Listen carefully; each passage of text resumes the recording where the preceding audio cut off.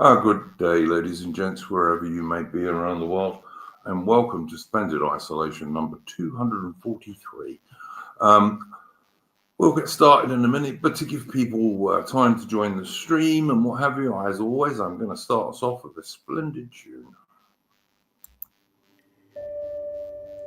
Take up the white man's burden, send forth the best ye breed. Go bind your sons to exile, to serve your captives' need, to wait in heavy harness on flooded folk and wall. Your new God's sullen peoples have devil and have child.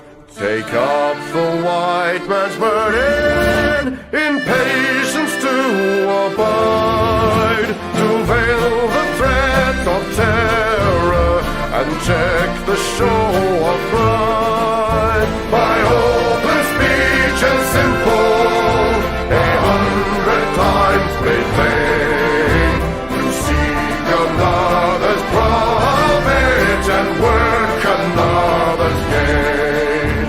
Take up the white man's burden, the savage wars of peace, fill full the mouth of famine and bid the sickness cease. And when your goal is nearest, the end for others sought, what's love that heed and folly, bring all your hopes to naught. Take up the white man's burden, no tawdry rule of kings, but toil of serf and sweeper, the tale of common things. The ports ye shall not enter, the roads ye shall not tread. Go make them with your living and mark them with your dead.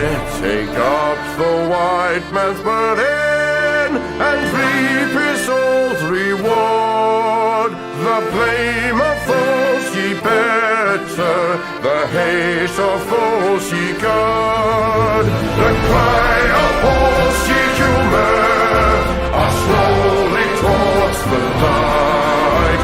Why brought ye us from bondage, a loved Egyptian night? Take up the white man's burden, ye dare not stoop to less, nor call too loud on freedom to cloak your weariness. By all ye cry or whisper, by all ye leave or do, the silent, sullen people shall wail gods and you. Take up the white man's burden, have done with childish days, the lightly proffered laurel, the easy ungrudged praise. Come thou to search your manhood through all of thankless years. No age with give or wisdom, the judgment of your peers. Take off the white man's burden through all of thankless years.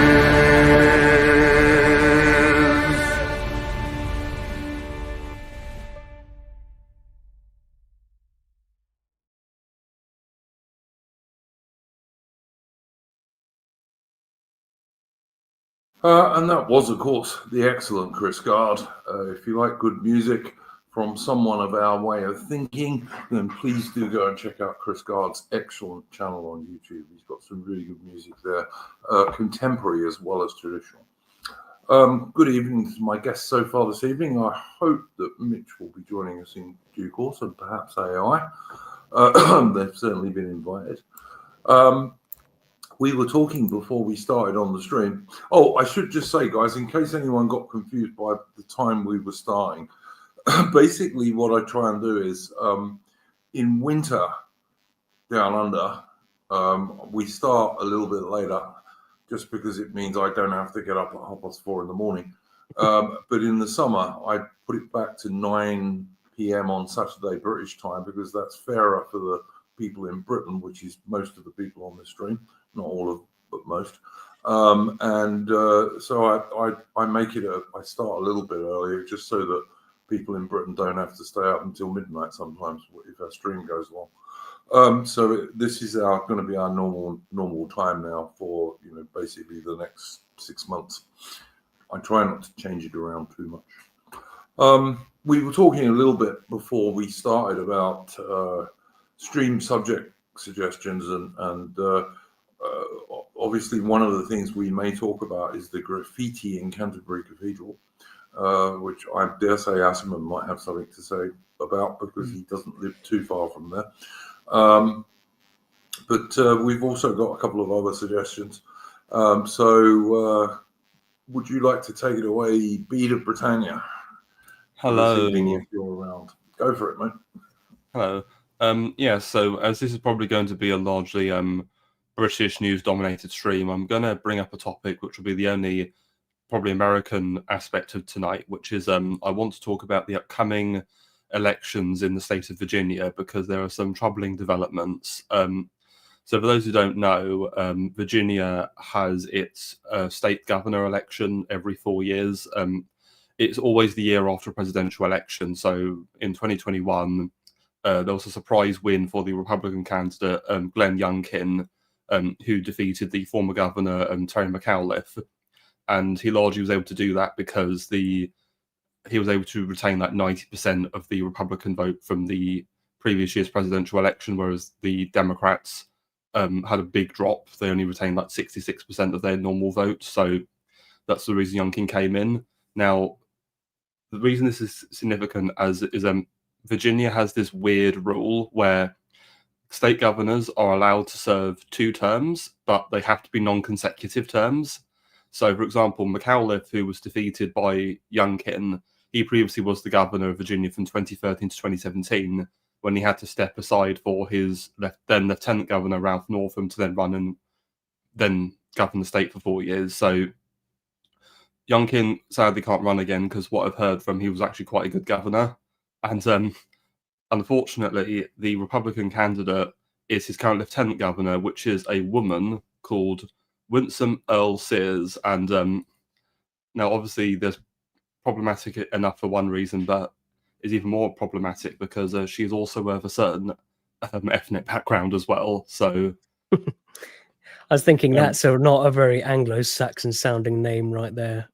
No, but unfortunately, the Democrat candidate is this like liberal white woman. So both candidates are women. But what is made this? So when I heard this, I think the Republicans have lost this. But a news story's happened this week, which I want to talk about. So the Old Glory Club brought this up on their stream earlier this week, but alongside the race for governor, there's also an election for the state's attorney general. And the Democrat candidate for attorney general, a man called Jay Jones, who is of a certain mixed origin, he's been in hot water because certain leaked messages of his have been unveiled. And in these messages, he has referred to I'm not sure if this person's the former or the current Republican Speaker of the House of Representatives in Virginia. He's basically said about this person, "Oh, I think they're fascist scum, and I want them and their children to be murdered." Basically, yeah. And obviously, and off the back of this, obviously, there's been calls for this guy to step down and not run. Obviously, he's refused to do that. And the Winsome Earl Sears woman, the Republican candidate, she's kind of made herself look very good, because there's a clip going around, I don't know if any of you guys have seen it, where she's having a debate with the Democrat candidate for governor, and she's absolutely raking her over the coals, saying, what the hell, why is this guy your candidate? You should force him to drop out, this is disgusting. And so that's improved my opinion of her a bit, knowing that she's taken the right stance on this, despite the other problems with her. And what's even more like disgusting is the Democrat woman is just sat there like smirking and just says absolutely nothing while she's facing this, righteous tirade from the Republican candidate. Yeah. It's like all the how they after the Charlie Kirk death, they sort of condemned political violence for about 2 days, and then it was like, well, maybe it's not, or maybe we can kill people. This is just how they all think. So, obviously, a couple of implications from this. So, obviously, if the Democrats win, these elections, which I'm worried they certainly could do, considering it's Virginia. Yeah. Obviously, that's very, very blackpilling, considering these people. However, one white pill is my hope is that this is so egregious, especially after Charlie Kirk's murder, that I'm hoping that this might lead to some perhaps more moderate independent types who would normally vote Democrat from not doing so, and this throws the election for them. If not for the governor, at least for Attorney General, because I would shudder to think with that guy being the Attorney General, considering his views. Yeah. It's like the thought of if the Democrats win in 2029, or like they are going to be so brutal, aren't they? Well, you've already had Gavin Newsom saying that they're gonna go full bore, full throttle. Yeah, it's hard to fathom that they could be any more full throttle than they actually already were. Yeah. But pretending they haven't already been doing it, and then that was you holding back all these. Oh wow. Yeah, what was her name? Barry Voice, I think it was. She was saying, "Oh well, Republicans might want to watch how they're using that FCC to get what was his name? What was his name? Was it Stephen Colbert or someone else? Some talk show? Jimmy Kimmel. Yeah. Jimmy Kimmel, lying yes. and basically, she's saying, "Oh well, you might want to watch how you use this power because when the Democrats come in, well, they're going to use it against you." And I'm like, how many people have already lost their jobs because of this? Well, I mean, they took down Trump, didn't they, a few years back? So even like Roseanne Barr, do you remember that? Who invented cancel culture? I'm pretty sure it was the left. It's. I mean, I know with that Winston Sears woman. I mean, the only reason I know of her is because there's that famous photo of her with, I think it was an AR-15, like a couple of years back, and over 2-way. Is there? Yeah, I remember if it's that black woman from Virginia. There's been a few. It does seem like a really easy thing. Just take a picture. If you're the Republican candidate, take a picture of you with a gun, and that just seems to work so well. Doesn't matter anything else. Yeah, it's like I remember. I think it was a couple of years back where you had some black nationalists, like this guy who was like a grandson of a Black Panther, and he was doing this. And over 2-way cred, but like I defend his rights to have guns, and I'm it's just I understand.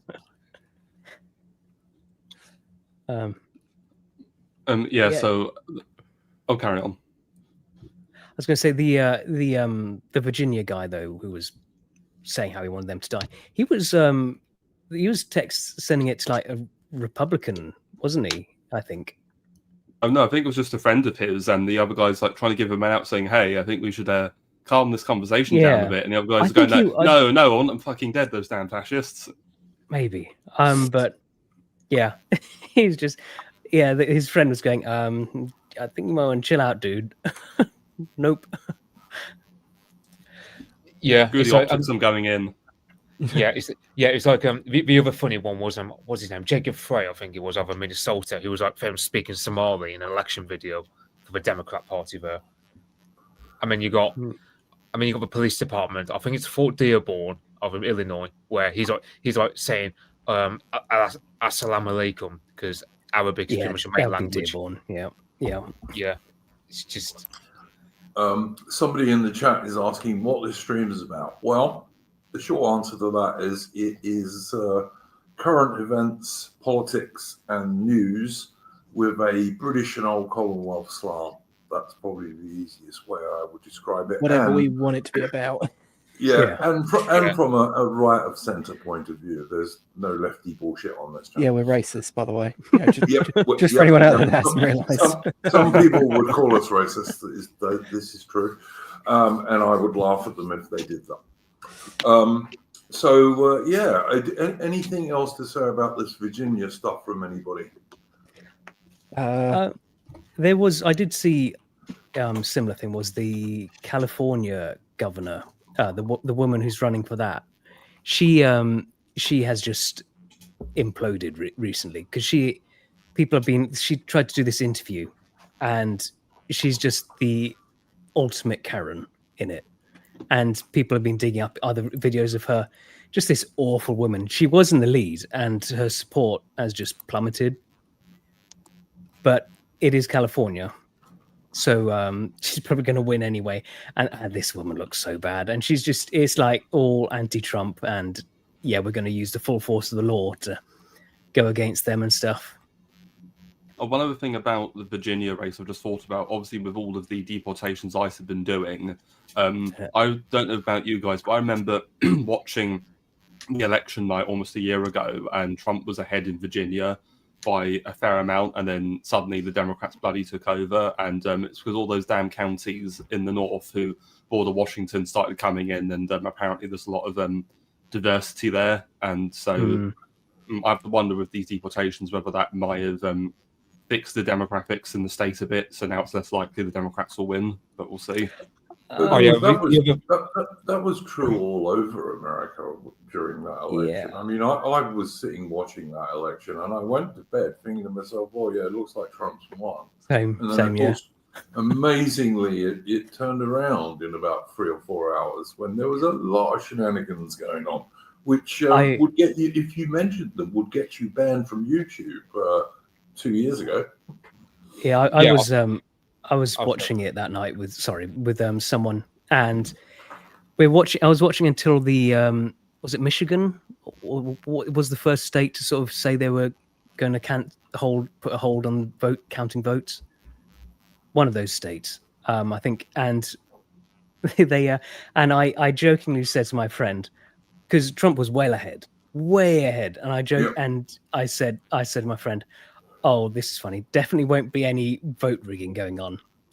And I went to sleep, and then I wake up, and I see that sudden, in the middle of the night, after they supposedly stopped, there was this vertical spike for Joe Biden in the votes in that state. Most popular president in the U.S. history up until the last election.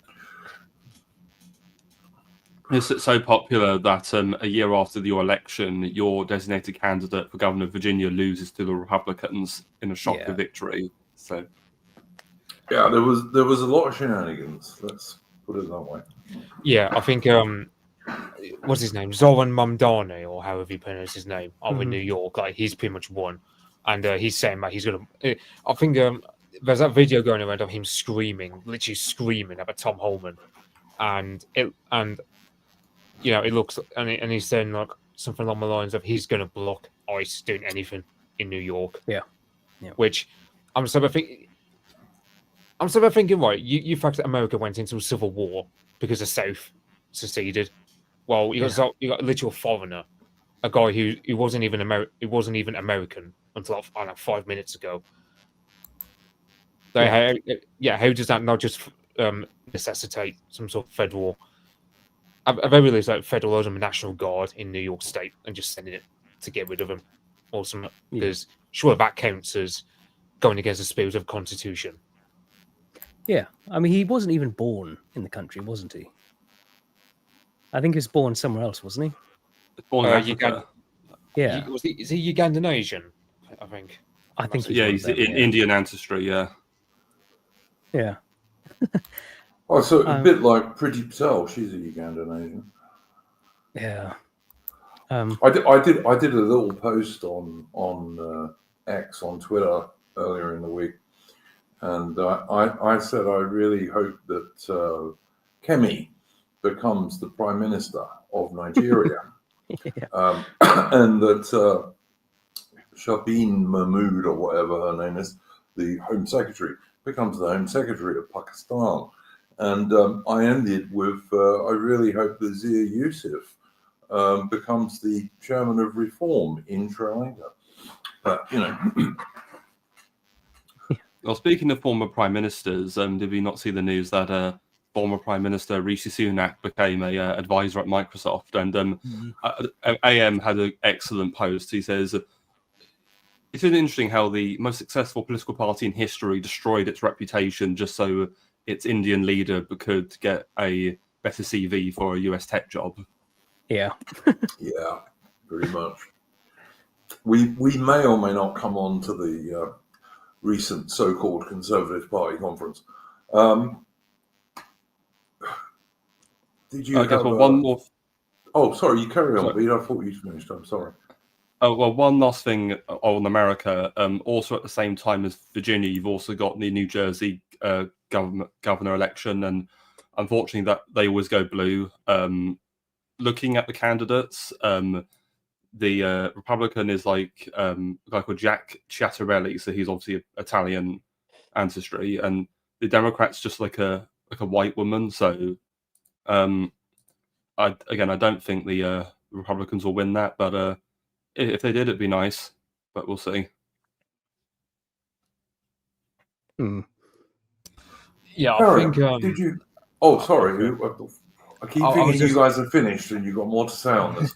I've only just started thinking. I don't know if, because I know one thing. A lot of guys, I think, like the old glory club types, they've said it, or something, or someone of their tendency said they think that because the Trump admin keep like talking about deportations 24/7 on that Homeland Security, they think people might get deportation fatigue, and that it might lead to the Democrats clawing some in the midterms. I don't know how. I mean, it's like, let's say for argument's sake, you would have like a government of our choosing over here. I can imagine it being my sort of, we would just get on with it. We wouldn't post about it 24/7. Yeah. You do a few clips here and there, but you don't go over the top with it because we're not the same as Americans. Yeah, like the social media posts, like trying to make like the Pokemon gotta catch them all thing. It's like just like I'm with you. Just do your job. Just get rid of them. Because even like I think Joe Rogan, he even like he sort of said, because it's easy for the Democrats to go, oh, look at this, the poor people. And sort of he was a Trump supporter, and he's going, well, I think they might be going a bit too far in these deportations. Yeah, the best thing they ever could do is, I remember, like, I think it was like a few months back where they said, oh, California's roads become a lot safer because basically Tom Holland just deported like a few thousand illegals who were working with a truck, working in like HGV kind of jobs. And just have that be your manner of rhetoric rather than doing all these videos where you have like screaming children or whatever in the background. It's not the best look, you know. That's. I know one of the stories was they were saying ICE used this man's child to lure him out, when that wasn't really what happened. Apparently, the guy was in the car, just ditches his child and runs inside. So then ICE just start looking after this child, who I think I'm guessing was American, like an anchor baby. But the videos there that they can use of ICE with this child, sort of, that's a problem. Yeah, it's like I'm not as tender-hearted as you guys. That stuff doesn't. No. It doesn't bother me. It's just the optics game that you've got to. Yeah, it's like you think of a Vietnam War, right? You have that famous photo of that Viet Cong guy getting executed on camera, and the backstory was that Viet Cong guy literally killed off an entire family, but people weren't caring about that. He killed off all the family of the bloke who shot him. Yes, indeed. Yeah, but that's the thing. Like all that. No one bothered looking into the context. It was just bad optics by itself, and he just screwed over America's sort of PR campaign in the Vietnam War. AI is just telling us he can't make it tonight, and then he's saying something about someone being a top tier Nexus. That's former Syrian president allegedly is into online gaming, and people are like, what games? Well, Hoi 4, obviously, he's trying to reclaim Syria in the modern day logic. Right. That makes sense. All right. Well, hopefully, kind of like how Greg Wallace is into his Total War games. Yeah, I guess. I mean, I've played a few of those. Hopefully, AI will join us on Wednesday when we've got our Battle of Trafalgar stream coming up on our Wednesday history stream. All right, guys, have we finally exhausted this particular topic? I was going to say a point you made earlier about the ICE deportations affecting the votes. I'm not sure they will, because I don't think like many of these people have been voting, and whatever fraud is going on, they're still going to do anyway. So I'm not sure how much of an impact that's going to have on that. I'd say they just need to do it. There's nothing, you have nothing to lose. Because it's because it's only the illegals going who shouldn't be voting. It's not. If you're if you're an actual American, you should just support it because it's more jobs for you. It's going to increase wages. It's going to reduce housing costs. I mean, there's no downside to getting rid of illegals. There is no downside to it at all from the point of view of the people in the country. Yeah. But unfortunately, a lot of people are quite soft, like you were saying. They see. Well, I suppose you've got to watch it in terms of chicks and what have you. Yeah, a lot of women are a bit tender-hearted when it comes to stuff like that, I suppose. So that's one thing. Is like I know this is one excuse they're going to use. I mean, Boris tried to use this back in like 2008. He goes, "Oh well, if these illegal immigrants have been here for like 10 years at least, then perhaps we ought to have some sort of amnesty for them because probably they've been working and blah blah blah." And it's illegally working, not paying tax. Yes. Okay. Yeah. It's like the same argument they have about drugs. You go, well, if we legalize all drugs and we can all tax it, and it's like, well, no, it's just because of race at the bottom. Yeah. And like Trump isn't nearly as hardline as they like to make him out to be. He's a 90s Democrat. Yeah. Trump's a 90s Democrat. He'll take a hardline position, but his plan is always, well, he'll walk back from that. Yes, usually that's what happens, sadly. Richard Phillips in the chat. Sorry, can migrants vote in the USA? I thought they couldn't vote. They can in some not legally anyway. Yeah, but they can. They do let them vote in some Democrat states, I believe. Yeah. Yeah, I know him because JD Vance mentioned this on, I think it was Joe Rogan, where he said about how so because California has so many illegals, even though they're not technically on the census, the fact that there are people there illegally, it means it bumps up the electoral points. So Ohio, for example, loses points as a red state, or Texas loses points, but California gets more, and it fortifies it. Basically, it's gerrymandering in favor of the Dems. That's why the Democrats love illegal immigration. Well, I mean, gerrymandering, the very term, like everything that they do is just projection. Like, you know, they'll sit there and they'll go on about gerrymandering, but like, you know, there's places in Manhattan where they have electoral districts that are like a perfect L shape.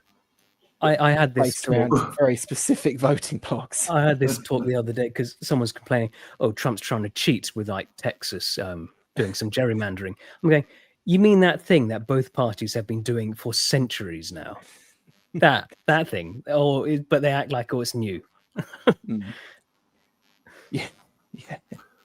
Tharian, did you have a first topic for this evening? What happened? There was one thing. So in the wake of the synagogue attack, there was a mosque was burned down, and I posted on the Discord going, "Does this glow to anyone else?" Because the timing just seemed really, really suspicious to me right afterwards, and then sort of the narrative was spun, of course. Oh, it's the far right. And it's like, really, the far right are coming out in. They want to defend the Jews, do they? They want revenge for the synagogue attack. Yes. Yeah, I'm not sure about that. And then we find a suspect was arrested, and it was a Muslim guy.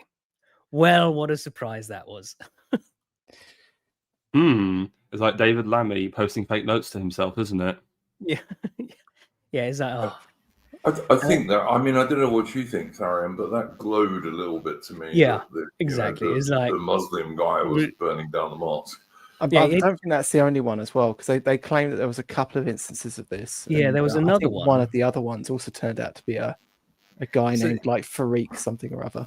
Oh, I didn't hear they caught the other guy, but the other one was another mosque that was £260,000 in debt, and they'd been running a fundraiser, hadn't got anything for it. No one was interested in donating, and then their mosque burns down, and then a new fundraiser turns up for £260,000 again to rebuild it. It's like, oh, that's funny. Yeah. Sounds a bit like couldn't be insurance fraud though. Not from these honourable individuals. I was just going to say, were they insured? Yeah. Yeah. And of course, the video of it from the like doorbell camera, like the guy turns up in a taxi, and like, who's known for like being taxi drivers these days? Well, just Graham, if you didn't know, if you're a Muslim, it's haram to be in debt. So they can't have that happen. True. No, yeah, we should. Racist not to let them burn it down. Yeah, this is our failing as a society. It just, yeah. So that was fun. That didn't take long.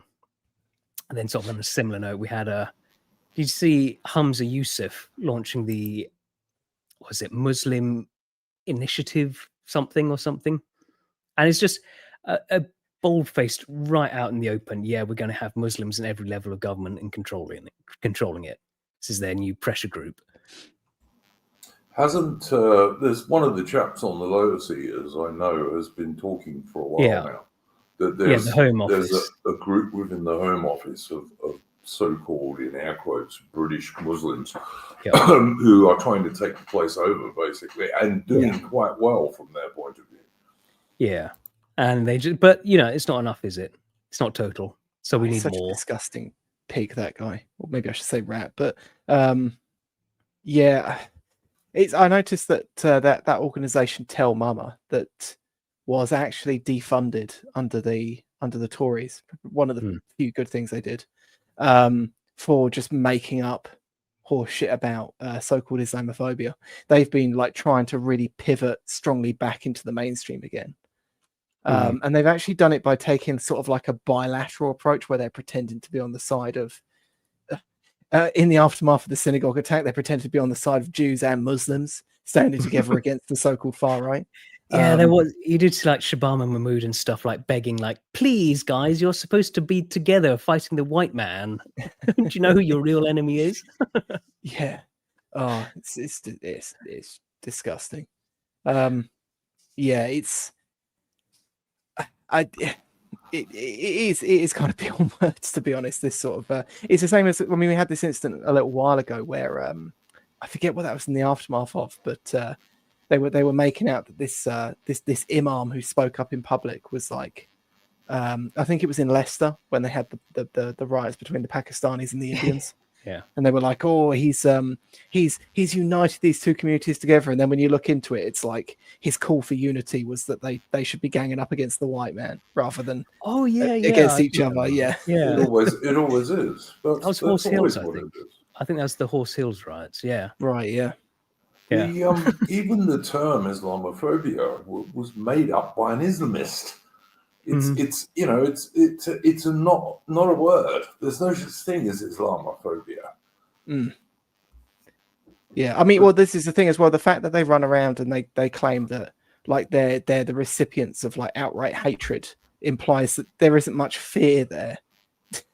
If any of that stuff was actually true, like people aren't afraid to go up and apparently abuse these people in public. Therefore, why is it considered a phobia? But whatever.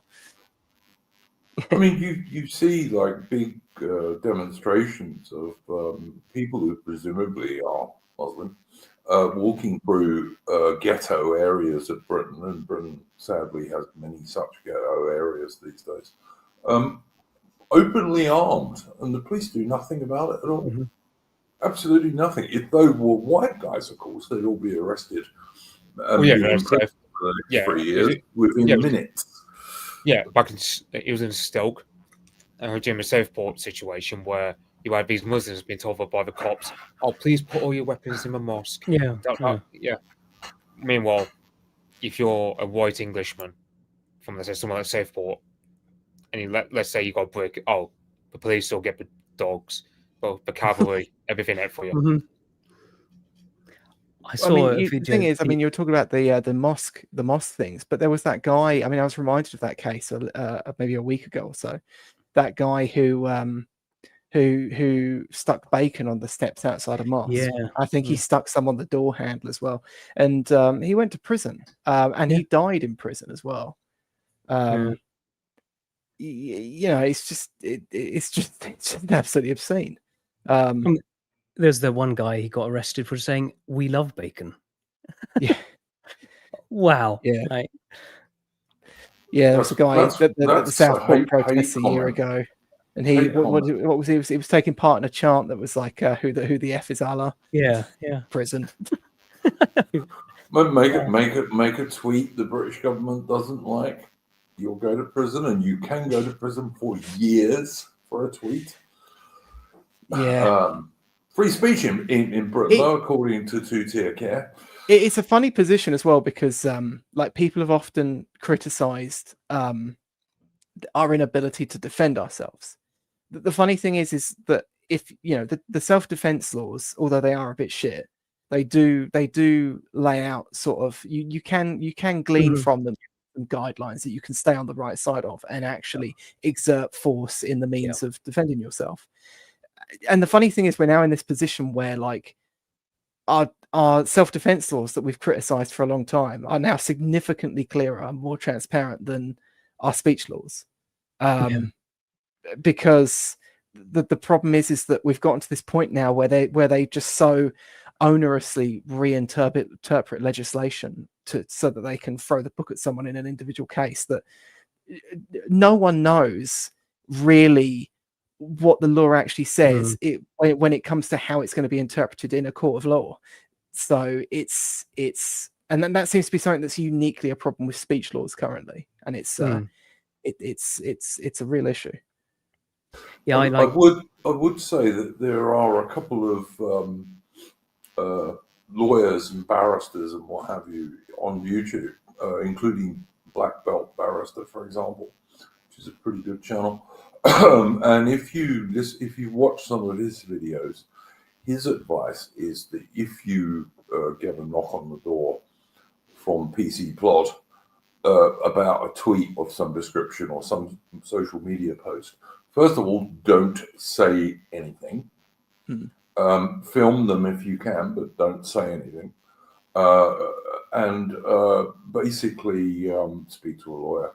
Because his view, and I'm sure he's correct about this, is that most people who get a knock from the cops about this, even in Britain in 2025, which doesn't have free speech, most of those people will not even end up going to court if they speak to a lawyer before they say anything to the cops. A paid lawyer as well. Like you really, yeah. if you can possibly afford it, don't go with the police solicitor, because those guys, some of them I'm sure are good, but if you can afford to actually pay for a lawyer, please do.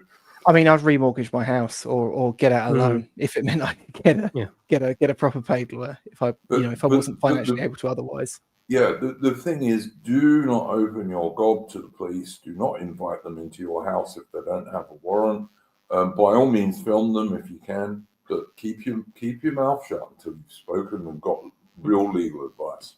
And I mean, another thing people could look into is the Free Speech Union. I mean, I know people have their criticisms of Toby Young, but it's a very cost-effective way of getting some potential legal support. Yeah, and they have helped a number of people out as well. So yes, absolutely agree with that. Yeah. But it's a serious issue. I mean, and it's going to get worse as well, because we're seeing that 9 out of 10 of all new barristers are Pakistani. Yeah. When a lot of this grooming gang stuff was coming out last Christmas, which Musk and that was posting, and we were starting to go through some of these court documents and stuff like that. At least the few that were available. We haven't had any more come out since then, sadly. But it was kind of some of the things that were popping up was that these things were being overseen by Pakistani judges who were very clearly operating with some very strong sort of in-group preference. Yeah. Where they were like giving like the benefit of the doubt to Pakistanis in the dock, where they would otherwise just take the most bad faith interpretation in other unrelated cases. It's pretty horrific. It's a pretty horrific state of affairs that the country seems to have almost sort of willingly sleptwalked into. And I mean, I don't know how you dig yourself out of it, I suppose. I mean, someone the other day said something on Twitter like, "We've got 9 elections until we're a minority in our own homeland," and I mean, I don't think the minority status thing is like the big boogeyman in the room. I think you can We come back from that. Yeah. yeah, you I mean, like, I think, was it Kazakhstan that was down to like, I think 30 something or 40 something% of its population. And Also, like, they're right back up now. Yeah. Also, one thing I was saying that is Fiji that, as well. Yeah. oh yeah, one thing I was saying that is it's not like it's going to be like 40% British and then 60% Pakistani. No, that 60% would be all over the place, and they all they all hate each other as well. So Yeah. it'd be quite a divided majority sort of. Well, this is the thing as well. I mean, you look at the like just the Muslim bloc now. They're like, I don't even think they're actually properly 10% now, and they're already talking as if they've conquered. They're some very land. overconfident. Yeah. Very overconfident. I think it is all from the fact that they live in these ghettos where they only see themselves, and they don't realize that's not everywhere. Yeah, I did see a poll actually a few years back. I haven't been able to find it since, but I'm sure I saw this poll once where it said that like a large amount of Muslims in Britain actually already thought that Britain was majority Muslim. Yeah, I know. You're not even close. Yeah. Yeah, and they're all thick as shit as well. Yeah. Well, it's like if you look at African and Caribbean people, if you went on British TV adverts and TV shows, you'd think their population was vastly higher than it actually is, because they're vastly overrepresented in the mainstream media. We did have the numbers come out, and yeah, Africans are 50% of people in advertisement. That's got to be like just some fetish, right? Yeah, it's Afro-Caribbeans in Britain, to be fair, but yeah. To be like, Channel 4 were doing a fact check on that, and they were like, "Oh, but only 2% of people in advertising were LGBT." I'm like, how could you tell? Like, I mean, do they only count them as gay if they do the voice? Is that? Yeah.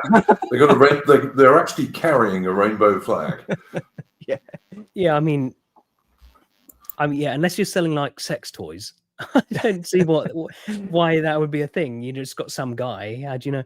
But yeah, like, I mean, 50% of people in advertisement being black is, when they're like, what, 3% of the population. Yeah, it'll be like these Care for Calais women. They've just got a fetish for it, right? Yeah. But another thing is, I remember Semiagog talking about this on AA's channel some years ago, where they were looking at advertising, and like literally every single advert, it was a black guy and a white guy, and the black guy was always like the smart one who fixed the problem, and the white guy was just the moron.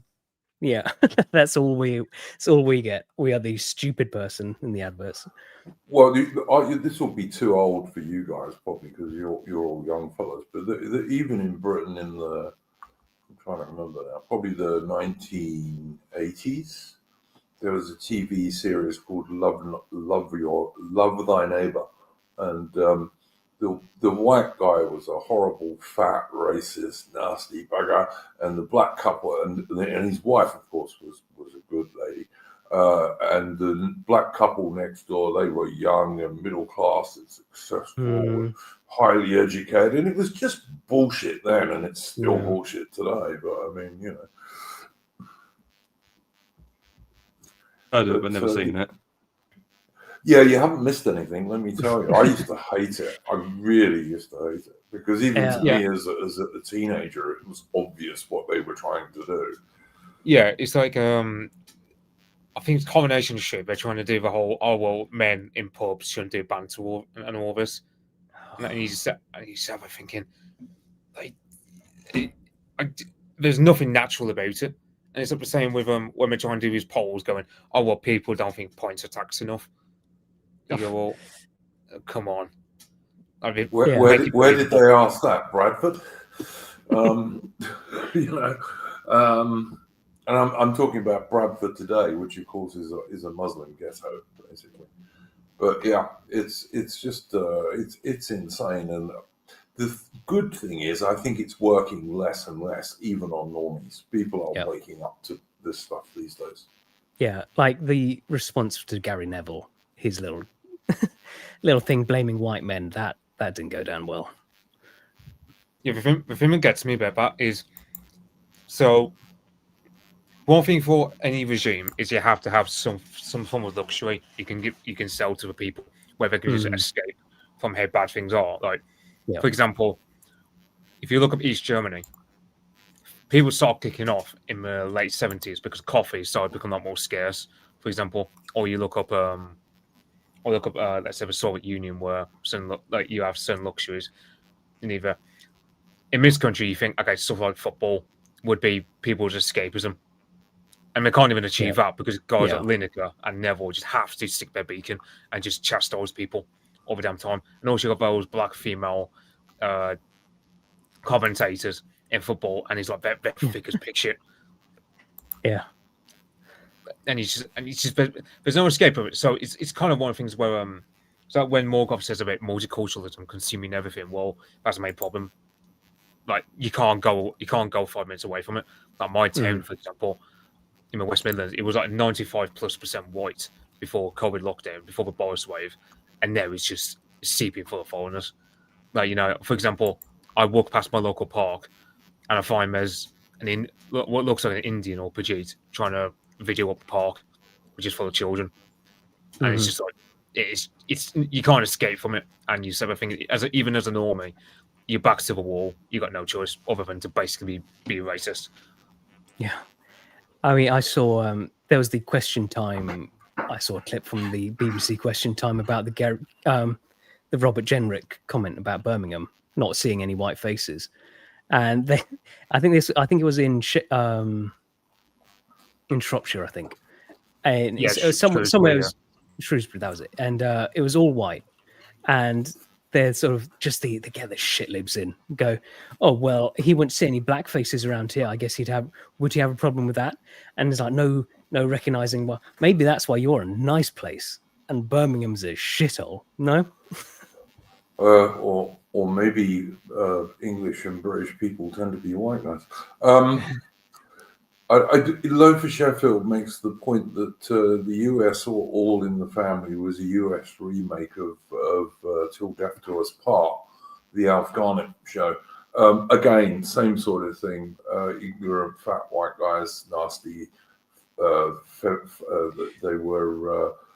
They were anti-women. They were anti-everything. The thing is, though, with Alf Garnett, is they kind of accidentally make him base, though, don't they? Like they do. They don't mean to. They're trying to make him a mockery, but yeah, absolutely. But the point I was going to make about that, Adam, was that both the Till Death Do Us Part and All in the Family were, of course, written by certain people who tend to wear small hats on certain days of the week.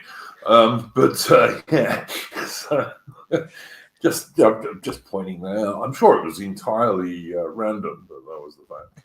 But well, the guy that played Alf Garnett was yes. Jewish as well. Yeah, Warren Mitchell. Yeah, yeah. I mean, on the Shrewsbury thing, on the question. I mean, I haven't seen the question time bit, but like the Robert Jenrick thing specifically, like he's making the liberal argument. Yeah, he's specifically on a liberal position, critiquing, like the failing of progressive policies. Yeah. And it's like all black. Well, that's not diverse enough, is it? Diversity doesn't mean different stuff. It just means no white people, basically. Yeah. That's all it means. But he's got the Civnat version of diversity where that's good. You want a rainbow of everyone. He's still on that, and he thinks that's a good thing. Oh.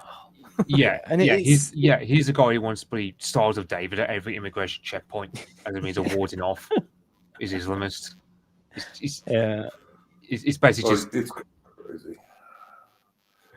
Just crazy. All right, guys. Anything else on this topic before I move on to Ataman?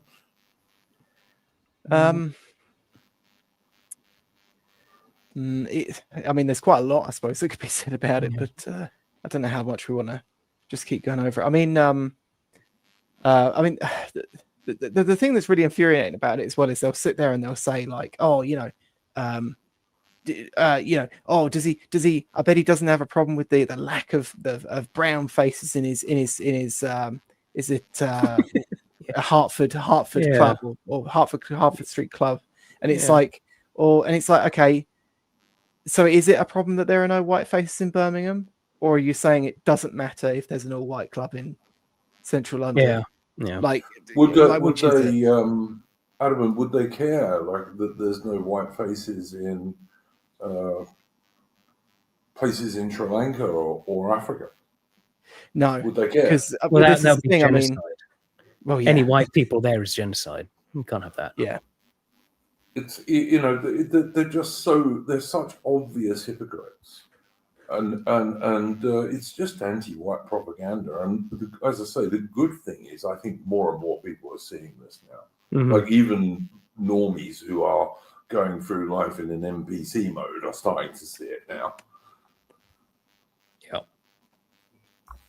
Because it's just anti-white propaganda. That's all it is. And all this crap about diversity, it's not about diversity. It's about no white people. That's all it really is. And as soon as you see that, it's impossible to unsee it. There was I remember there was one person in the Question Time clip who he was from Birmingham, and he was saying, "Oh, Robert doesn't know anything. I used to live in Birmingham, and it was great. Oh, why'd you move out then? Why'd you move out?" Yeah, there was a lot of that. There was so many different people that were just like, oh, I grew up in this place, and like 40 years ago. It's like, okay, it's not what you remember, I assure you.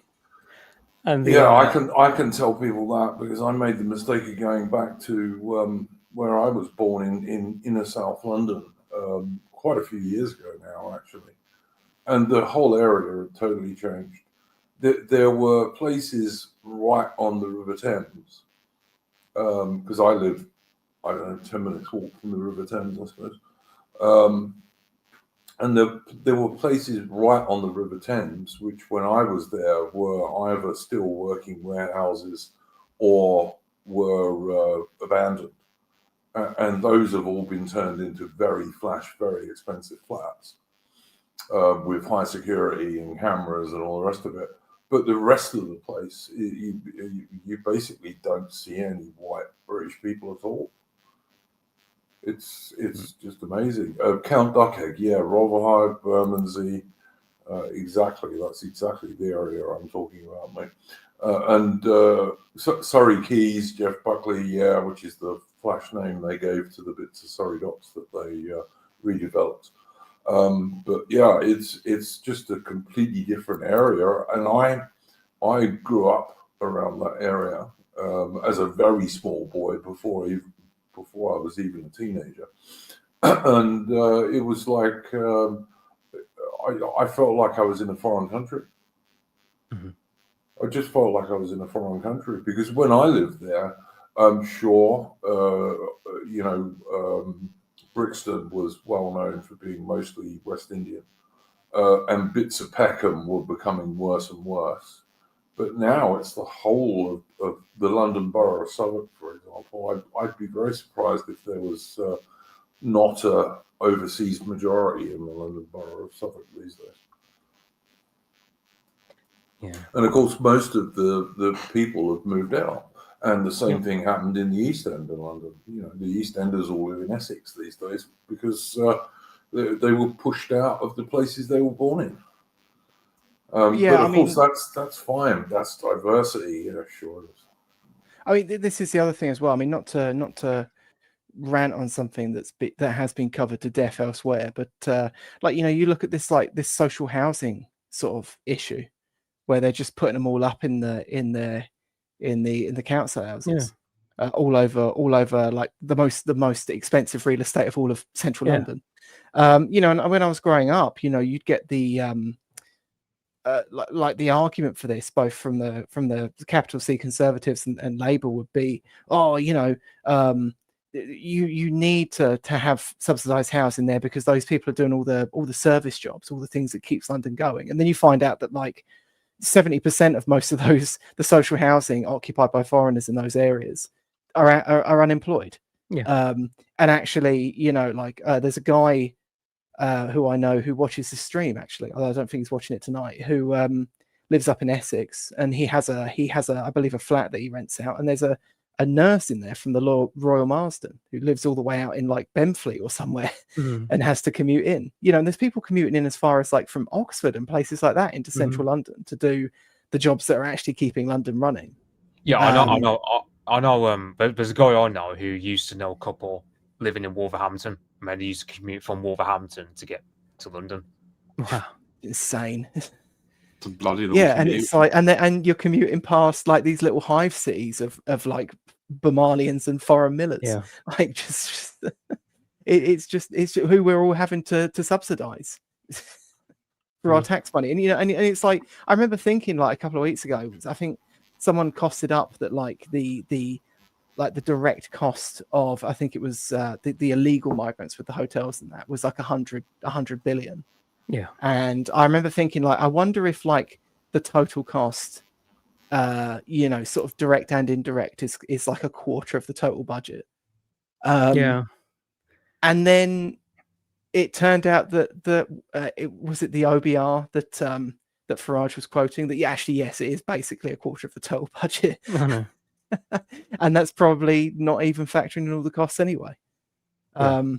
So we've been sort of impoverished as a nation under this policy, and they still won't step it back. Yeah. I put up a little video that someone else had posted on X on Twitter a couple of days ago, and I think it was Bolton from 1902, and lovely clean streets, a few dogs and horses around, and all the people were pretty neatly dressed. I mean, you could more or less tell who was working class and who was posh, but they were all pretty neatly dressed. No problems. No, I think there was one policeman in the whole video. Go to Bolton these days, of course, and it's one of the places where the so-called, in air quotes, grooming gang scandal is a very big deal. Loaf Sheffield in the chat. I remember when I was a kid, I used to watch Fred Dibner, the guy who used to go up these enormous, great industrial ships and do repairs for them and all this kind of stuff. Nice bloke, yeah. But you can still watch a lot of his stuff here on YouTube. Yes, and I recommend it if you haven't watched it. Like when I was a kid, he was on quite regularly on the TV. Good bloke, but yeah. Clean streets is a big thing for me, because I always think that's the minimum level of like civilization, really. No matter how poor you are, you should be able to clean your streets. Just look at South Africa in the 1980s. Yeah. And South Africa today, if you want to see that stuff about clean streets, mate, it's like it's just, I feel like it's like the place to start, really, any civilization, because you can just get some people with brooms and sweep. Anyone can do it, but the fact that so much of the world just doesn't bother that's why this fails.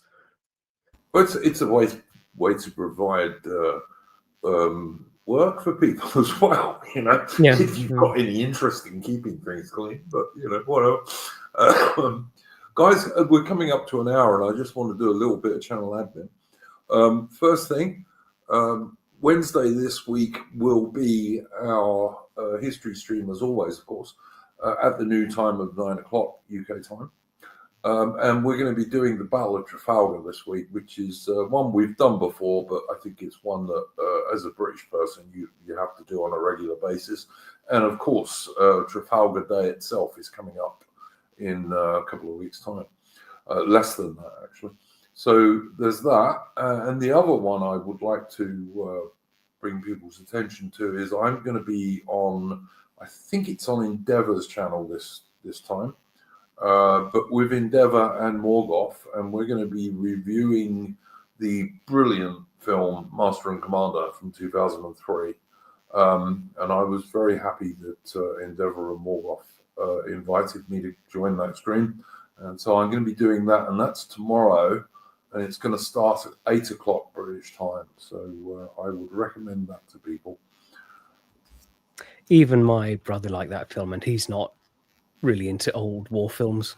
So, yeah. Yeah, Key Buckley is saying, is it brilliant? Yeah, it was probably one of the last really good films made in some respects. It's much the best film that's ever been made about Nelson's Navy, the sailing navy of the Napoleonic era. So yeah, it is. It's a brilliant film, and it's based on a series of 19 or 20 really, really good historical novels by Patrick O'Brian, which I also thoroughly recommend. And I've read all of them at least once, and most of them 2 or 3 times. They're really good.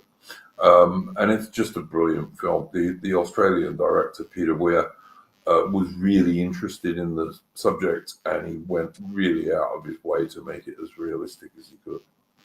Excellent movie. Was it a real boat? HMS Surprise was, yes, it was. No, in the film, did they get? Oh yeah, is it yeah, an actual real. Yeah, HMS Surprise. I've actually sailed on the ship that played HMS Surprise, but when I sailed on her, she was still called HMS Rose. And the thing about her is she was built as a replica 24-gun British frigate, which is a small frigate. Yeah. But she was built as a replica 24-gun frigate from the Royal Navy frigate from the American War of Independence. So she's supposed to be a little bit older than Surprise. But because she is actually a 24-gun frigate, actually, I beg your pardon, 28-gun frigate, I think. But anyway, because she is actually that size of ship, she's ideal for playing HMS Surprise. And these days, she's called HMS Surprise, and she's docked in some US port somewhere. I'm not sure these days. They did in the movie, they changed a US ship to a French ship, although, Key Buckley, I would point out that Master and Commander is actually based on about 3 of the novels. It's not based on one of them on its own. It's really got bits from about 3 of the novels in it, but it's a really good film, and I think it was a tragedy that they never did a second movie. And I know Russell Crowe wanted to make a second movie, but he couldn't get the studio to put the money up, sadly. But yeah, come and watch that at 8 o'clock tomorrow, British time. Adamant, did you have? And also, guys, if you want to support the channel, you can send us a donation or ask a super chat question on Entropy, and that's pinned at the top of the chat. And I'm looking on the Entropy, I can see we've already got 2, and we will deal with those towards the end of the stream. So I'm not going to forget them. Not this week. Not this week. I did last week, but then I did mention them on Wednesday. I mean, if you watched our history stream that I did with IOI on Wednesday, I did read them out then, actually. Adamant, did you have a first topic for this week? Yeah. You know the Lost Prophet singer who was a pedo? Yeah. He got killed in prison. Oh, really? Okay. I actually had the topic I was going to bring up, and I just saw this on the sidebar. The news broke like an hour and a half ago. Anyway, I actually did want to talk about this Canterbury Cathedral thing. Yeah. Because it is my home city, and actually the city I live very, very close to now. Yes, they've put an art installation up in Canterbury Cathedral. That's generous of you. Yeah, this is how it's described officially. It is a graffiti-style art installation that features such slogans as "Are you there?" and "What happens when you die?" Yeah, I think the art installation is called something like "Hear Us Now" or something like that. It's people are bringing up the fact that it got brought in by the new Archbishop, but it was literally brought in like the day she was announced. So obviously. I mean, that Canterbury didn't need to have a woman archbishop to do lame shit like this. Yeah.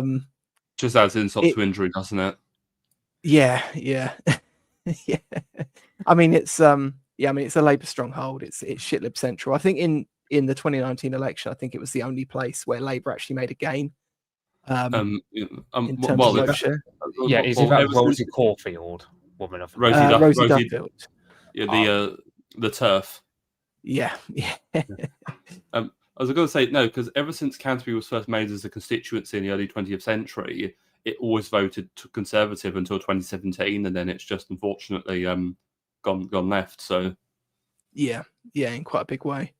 It does suffer with this sort of like with this sort of particular phenotype of like this Britlib like lefty who's like a Gen Xer, and they're just able enough that they can move down from London, and they haven't got to commute up very often, so they could move somewhere as far as either Canterbury or Whitstable. But they're still of that sort of strain, and they're horrific people to have to live with and work with. oh no. Well, all I'll say is sorry Anglicans, but the break with Rome was a mistake. I'm wondering that myself. Or was adopting Rome in the first place the mistake? Maybe. Yeah. I think a lot of people are having their doubts about the direction of the Church of England, and I say that as someone who is Church of England, got married in the Church of England church, and had my son baptized in a Church of England church, a high church, I might add, where the vicar certainly didn't believe in female vicars and stuff like that. But yeah, someone was saying, Adam, before we started, that I can't remember who it was now, when we were sort of chatting before the stream. Someone was saying that at one stage they rented Canterbury Cathedral out for a rave. Yeah, yes, I think they've done that twice. Yes, that was 18 months ago. I saw it, and when I saw it, my blood was boiling. I'm like, you absolute bastards. I mean, it was the gayest of raves as well, because everyone had to wear headphones, so there's no noise just all through your headphones. It's like, you're just like, okay, first you're like, this is just dumb, and they all had glow sticks and stuff. Oh, but yeah, you can't even make okay, if you're going to do that, at least have some speakers. I mean, this is where the Black Prince is buried. You know, Mitch and I did a stream on the Black Prince, one of the great captains of British military history, and he's buried in Canterbury Cathedral with some of his armor, and they're having fucking raves there and putting up graffiti. I must remember, Canterbury Cathedral is a Christian pilgrimage site, because obviously you have the martyrdom of St. Thomas Becket. You know, as Henry II said, who will rid me of this turbulent priest? It's disgusting. Yeah. We get a lot of especially Spanish pilgrims who do the Camino de Santiago in reverse, and they end in Canterbury. And they're always quite peeved off because they have to pay to go in, even though it does technically say that you can enter to pray for free. But there's just there's not really much of a means to actually get the free entry if you're just there for worship. Well, that's new. Last time I went to Canterbury Cathedral, you didn't have to pay to go in. Yeah, you have to pay now. As a local resident, I get very, very, very cheap rates. You know, I got a pass that essentially costs like pennies a month. But which also kind of means I can't really rip up my card or post it back in protest, because it's kind of pointless. They're not really gonna feel like they've lost anything. My dad took me to Canterbury Cathedral when I was about 5 or 6, I think, because you know, it was just one of the places you take your child if you're English. You know. Oh, I mean, it's going around the world. I remember having an accident in. Oh shit! Where was I? I think I was in Croatia, and the paramedic took a look at my card, and he's like, "Oh, you're from Canterbury," and they just all know it. So, and it's we get a lot of American tourists in Canterbury. And I don't know if I'm right, Adam, but I read somewhere that it's the oldest cathedral in England, isn't it? I imagine so. Yeah, it's got to be up there. It's I mean, I'm pretty sure it's mentioned in the Doomsday Book. So it's just appalling what they're doing to this place, and all the graffiti, by the way, is in the name of diversity and the youth. Yeah, they're saying it's marginalized communities who've been given a voice. Yeah, they're going to love Jesus now. Well, this is the thing as well. Almost all the graffiti that they've put up is kind of, it's like edgy teen, Yeah. angsty, anti-Christian stuff. Yeah. I know Oh. there's one like there's a few of them was like, yeah, well, if you is real, why is people angry? And it's like, Yeah. oh, just Yeah, one of them was like, do you regret your creation or something like that? yeah. So I'm just thinking that, you know, what happens when you die is probably one of the most ridiculous things you could put up in a Christian cathedral. Yeah. Yeah. we Really? wrote a book on this. Yeah, Well, there's a book on this you could read. I'm just thinking. Imagine, you know, that meme. You know, what do men do with a time machine? I've got one. Go back in time and tell Henry VIII that if he carries on with his divorce from Catherine of Aragon, the Church of England will have a female archbishop, and then he would stop that shit fast. Yeah, it's probably true. I mean, I'm just also, reading, Yeah, it's like Henry VIII divorced because he thought he was because he said he needs someone to avoid civil war. He'd be like, fuck it, I'll take a chance of civil war over this. Yeah.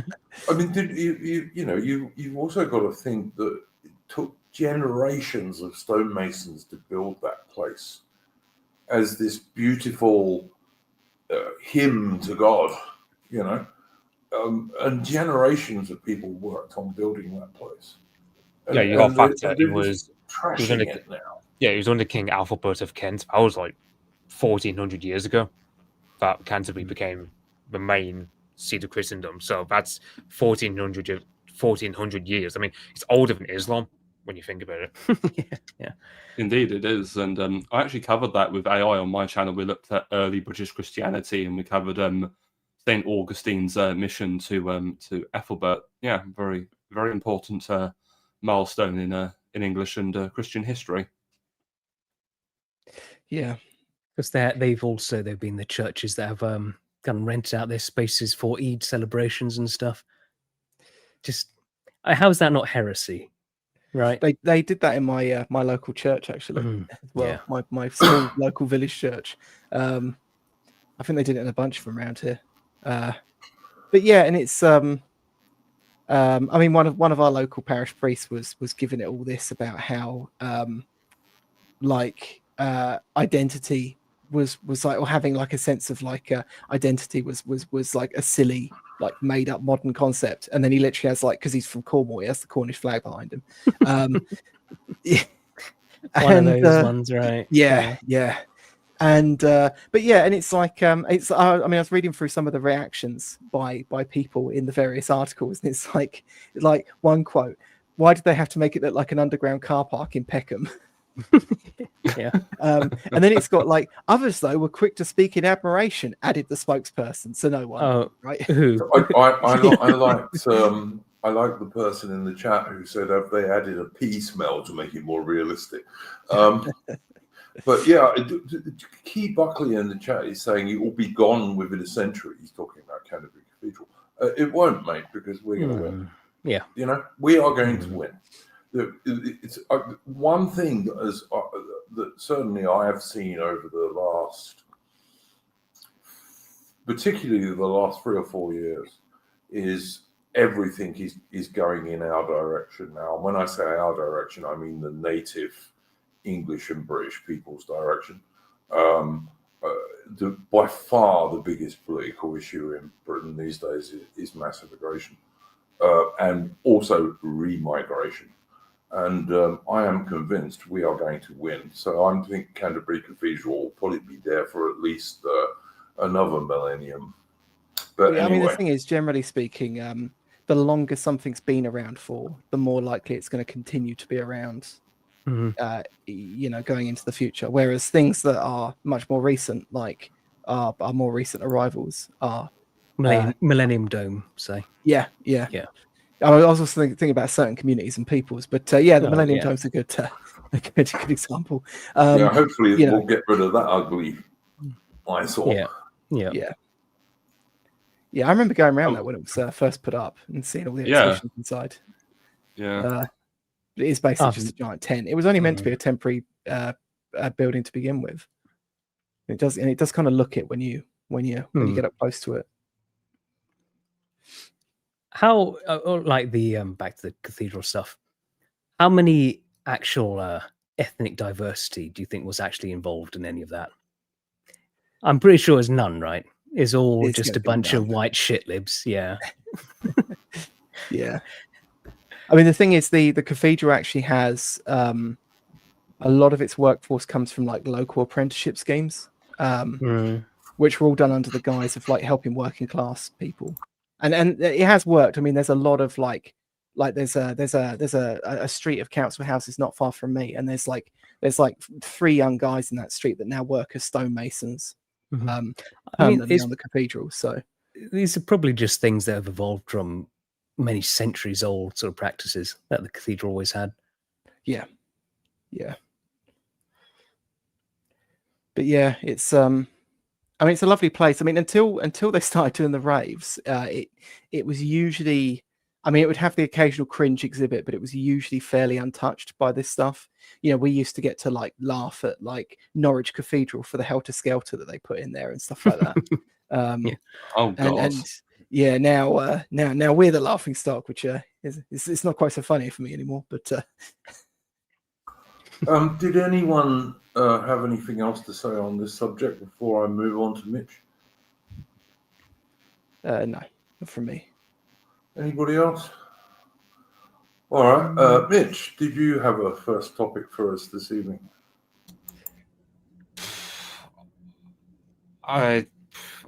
There's not really much to say about the Tory conference, other than to say, as a pinnacle of it, you got that Mel Stride guy, who I had to be reminded that he's a shadow chancellor, apparently.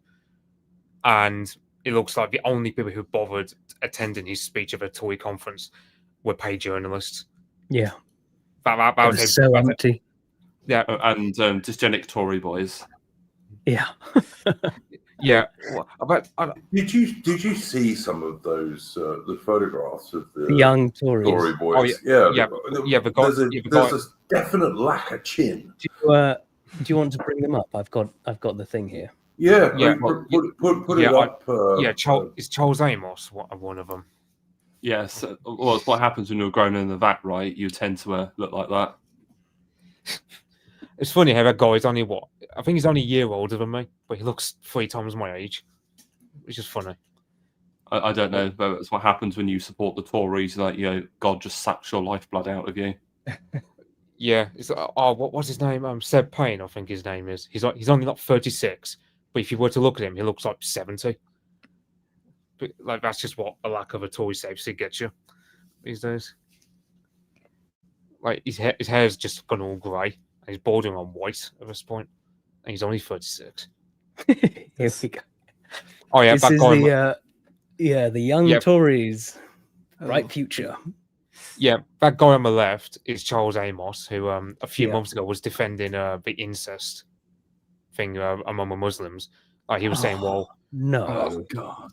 Yeah, he was basically because he's a massive libertarian, and the thing about him is the thing I will say, like he is intellectually, he is very consistent on the principle of everyone should do whatever they want, basically, and that includes defending incest on the part of the Muslims. I mean, this is a face that you get through incest, so that. One other thing, the guy to his right, I've just noticed his jumper's got question marks all over it. That's a bit weird. Yeah, I was just going to say, did his grandma get him that jumper for Christmas or something? He's probably about 20 years old, I'm guessing, and has a comb over. Yeah. This guy with a cringe mag hat. This woman, she mentioned something later on, and then so we got a few others, and then this guy. I mean, Ukraine flag. Yeah, I mean, this is a guy like you just want to punch him, right? I mean, that is Tory boy the meme, isn't it? Like, I always try to avoid that sort of thing because I don't want to sort of like typecast fellow right wingers, but that is. Yeah, I mean, Adam, don't forget on this show we try not to punch right. This is the thing though. I mean, this is just Labour 2.0. Come on, I mean, it's like come on. I was just going to say that wouldn't really be punching right. Though. We're not punching right now. So there's this lovely lady. Oh, Oh that's- god, she looks terrible for 21. She could be, Bloody she could be a hell. supermodel. I mean, Oh could yeah, you at like least Taylor, I try? think. Could you at least try to maybe like try and look a bit nice, you know? And how Nah. she's hunched over is just so bad. Yeah, she looks more better for a Crucible rather than a toy party. Is this a mythical femcell? Is this that's what one of them looks like? Well, At first, I thought that was a tranny, to be quite honest with you. Yeah. But, So it could be Iron Duke. Yeah, I don't know. we have no way of knowing. I don't know. Maybe when Thatcher died, they kept like a strand of her DNA and they just like cloned this girl from like Thatcher or something. Well, they must have cloned her about 6 times over because the defects are starting to creep in a bit. Yeah. The mutations. Yeah. Oh, This guy. Totally doesn't have dodgy stuff in his computer back home. No, no, not at all. he's not the worst. Go along. This, I Well, think that's a bloke, Miller. I'm not sure. Yeah, Miller. Yeah, I think this person's trans. It's something, isn't it? Surely. It's as an unknown on this one. And then now this lady. Now she's quite nice. Better. Yeah, she's better. Which is ringing alarm bells for me. Twist. This is ringing alarm bells, right? This can't be right. This has got to be a tranny or something, or she's a Chinese spy, maybe. They haven't got the memo that the Tory party's dead. We can save her though. Yeah, I won't say no. Yeah, we'll save her. Yeah, she might be savable, perhaps. Yeah. I mean, imagine what it's like. A 13-year, you've got a 13-year-old coming up now. Yeah. Imagine what it must be like for her, right? You're like this, and then you're just the selection of people, of men. Well, yeah, I mean, look at all those great Tory boys. I mean, yeah. Right. We need to say to go, listen, you're with a bunch of luders, just tell them to sod this off. guy might be all right once he leaves school. Yeah, he's 15, right? Ridian Lloyd Francis. What kind of name is Ridian? Well, it's Welsh, I imagine. Yeah, but he's 15. Like he's made a statement. Someone's got to be conservative. To him, this is his 15-year-old. To him, the idea that all young men are turning to reform is hyperbole. The Conservatives are still the best vehicle for change. Come the fuck on, buddy. Well, they're the best vehicle for change if you want to support like mass immigration. Yeah, for sure. I mean, yes, if you want to go lefty and destroy the country. News Welsh, it said he's from the Vale of Glamorgan. I mean, imagine being a 15-year-old boy who's campaigning for the Tories in the fucking Vale of Glamorgan. You're probably going to have them like beating you to death. It's like, I'm surprised he's not covered in bruises. Right. And then we've got the best one. Oh like, come the fuck on. Oh no. Gary No. Glitter. He looks like Gary Glitter. Don't tell me he's related to Oswald Mosley by chance. Oh, dear God. Like, you know that this is a photo shoot, right? You know this is happening. This wasn't a random photo. And this is how you choose to present yourself. And like, you have that hairstyle. This total act. They got to get your Dr. Pepper in, right? Can't put the can down for a second, man. Dear God, it's weird too. That go on. He's got the pedo stash as well. Oh yeah, like this is a man. I mean, I guess we're lucky that this is Dr. Pepper and he didn't just bring his fleshlight with him to the conference. Oh fucking hell! Because he's got one, right? That's definite. No, after this, they all just got into some like orgy or something. Yeah, I mean that poor lady. And then this guy. I mean, he's 20, and look at that hairline. Look at how far back he is. And he's 20. This is just the genetics. What he's going to look like in 10 years' time. Yeah, but he thinks you can tell he thinks he's so cool. Just the genetics on display, though, just abysmal. I might have one opinion about this Conservative conference, which was, people keep coming on my timeline on X on Twitter saying the Conservatives are back and all the rest of it, which is just bullshit, of course. I also agree, again, this was something we were talking about before we went live. I agree that, Kemi, the Nigerian lady, is probably not going to stay as Conservative leader much longer. But my hope is that if Generic wins, which I guess is most likely, he'll actually push Nigel Farage to the right, which is saying something about Nigel Farage, of course. But I think Generic might actually push Farage a bit to the right, which would be a good thing. Or is he pushing Farage plus Zia Youssef to the right? Really? Farage did mention this a little while ago, going how like Robert Jenrick's no doubt trying to go try and be to the right of me, but I don't care. I don't think that would be real, though, if you see what I mean, Tharian. Yeah. I think if he actually started coming out with policies which were a bit to the right of Farage, which would not be difficult because Farage is a long way from actually being right wing. Well, I think everything recently has scared Nigel a bit, and he's realised, oh, the population is actually a lot more right wing than he thought. Which I mean, that's going to be a big test for him, because like he used to say explicitly that his position was that he had a position that was to the right of the general public, and you had to sort of lead the public along, towards where you want them to be.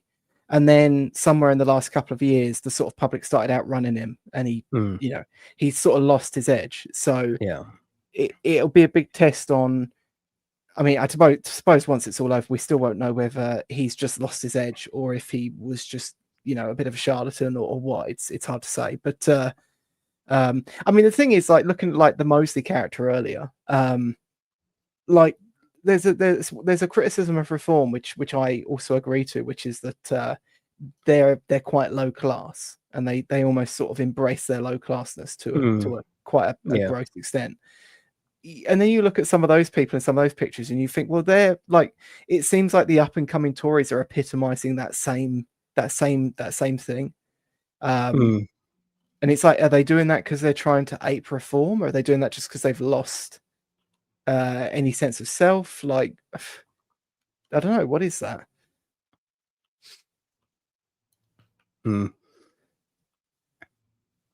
It is very strange, Adam.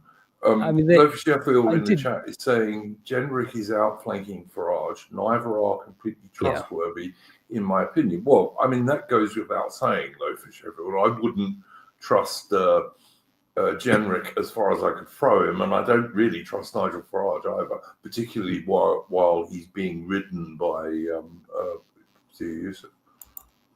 The way I see it is we're moving things in our direction, the public dialogue and everything. And so it's going to be, it's going to be tricky to keep a lid on it. So I mean, if Erla's sunglasses makes a good point here. If reform get in and flop, which is extremely likely in my opinion, both of those things, what will come after them? You see, my view is this, and you guys can say what you think in a sec.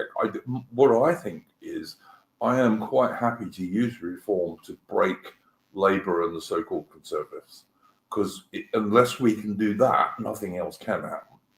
If the Conservatives get back on track and people say, "Oh no, we'll put the bloody Tories in again," nothing's going to change at all, because they're a uni party. There's really very limited differences between Starmer and Badenoch in terms of actual policies. But if we can use Farage and reform to break that two-party system, then other things can happen. I don't know what they'll be, but they can. I don't know what you guys think about that. Certain people are arguing, Farage and reform are inevitable, so we must vote for Jeremy Corbyn and the Green Party, because you've already tried partial accelerationism with 0 seats. Let's go full turbo gay communist accelerationism by voting for the fucking Green Party. Is this the person I think he is? Yes. Yes, I thought it probably would be. I think, you know, you can take contrarianism to a ridiculous degree, and some people do that. And that's all I'm gonna say on that. Yeah, but all I can say is, you know, I can understand 0 seats, which I support, but I'm sorry, no, I don't support Corbyn and the Greens. You're just, unless you want to like completely destroy this country. Yeah, well, you're going to get 5 years of another extreme left-wing government, which is what you get. It's just insane. It really is. I mean, yeah, I mean, I've met the guy a couple of times and I got on with him, but like he did a stream a long time ago about the Labour manifesto under Jeremy Corbyn, and I read that manifesto too, and we seem to remember it very differently. He was talking about how it contained like a provision to make sure people couldn't be debanked. I went back and checked. It doesn't say that. It says that they're going to create like a sort of division of the Bank of England that will have government finances that will essentially champion British values around the world. Similarly, though, he made this point, and I think this is where he keeps going back to all the time about the unions, where he said that the unions used to be based, and then they got sort of like co-opted by the regime. But I mean, I dug into this. When I had my own YouTube channel, I had this video about Enoch Powell, and I remember when I was doing research for it, I came across this clip from a guy it was an interview, and the guy was the head of the dock workers union in when Enoch Powell did the infamous speech, and he talks in great detail about organizing counter protests against Enoch Powell. You know, and indeed, if you look at the Race Relations Act, the unions largely backed it. Even the 1948 Nationality Act, an enormous amount of unions backed it, under the proviso that they were sort of internationalist in nature. So, like, I don't get where this. I vaguely remember some of this. Yeah. And certainly got told a lot about it by my father, who was an Enoch Powell supporter. It was not the unions that supported Enoch Powell. A lot of the workers supported him, a lot of them, but it wasn't the union leadership at all. Yeah. And it's like, I don't understand where this sort of rehabilitation of the left thing comes from within certain parts of the dissident right, as it were. Well, I was just going to mention Alex Core said, who is the right? And then he also says, we are not right. Well, wow. You speak for yourself, mate. I'm on the right. I actually am. So, you know.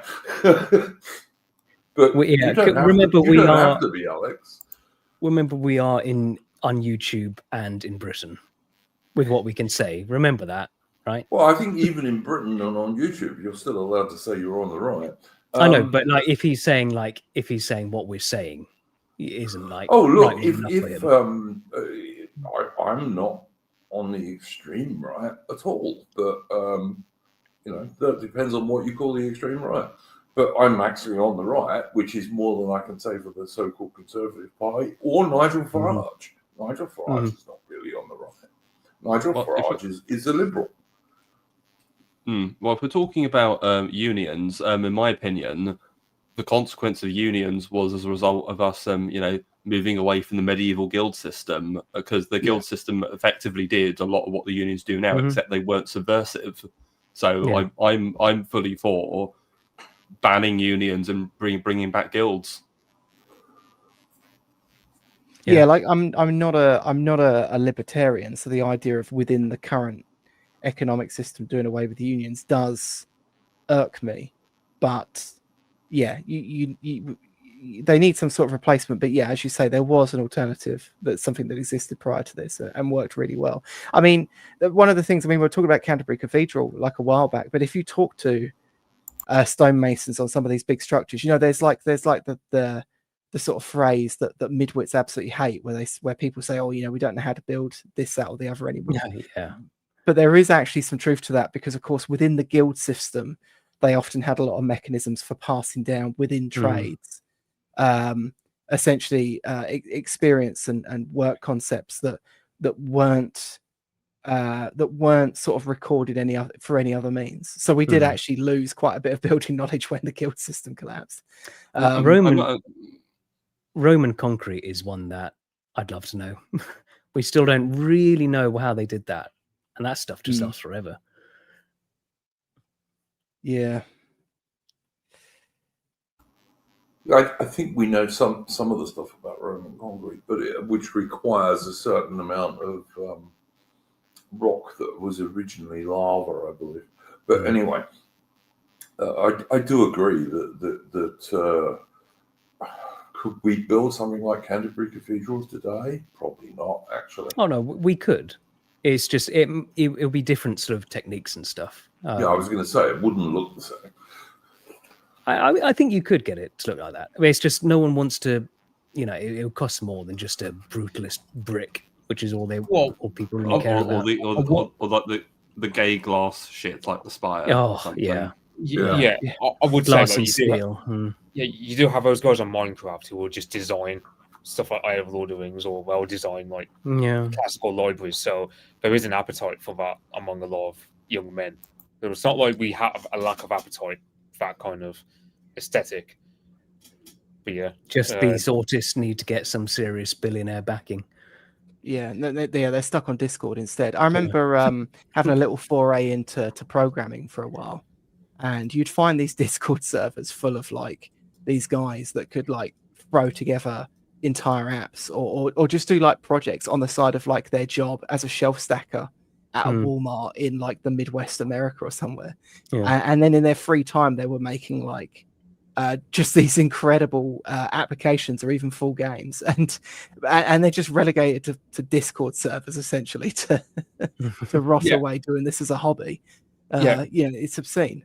Yeah, the other thing was like all the ugly architecture that actually costs a lot more to build in terms of like financial costs than building, let's say, neoclassical style architecture. So even it's like, but I remember being surprised about that. But it's actually all that ugly architecture, like you take for example the Shard, and like some of that stuff, right? Yeah. Basically, that costs more than if you were to build, let's say, a building. Let's say, if you were to build it with neoclassical kind of style, like neoclassical stuff. It costs less to do it that way rather than doing it like how we do it nowadays. I'd pull that down, Mitch. The Shard thing in London. I'd demolish it. It's an eyesore. Yeah, I've been there. I on a school trip once, and I never got the appeal of it either on the inside or on the outside, because it's just it's like on the inside. I mean, it's like you're walking along the floors. You're walking, let's say, 20th floor or whatever, and you can just see everything below you. It's all the floors are just like glass floors, so you can easily see all the way to the bottom. It's why do I want to see that?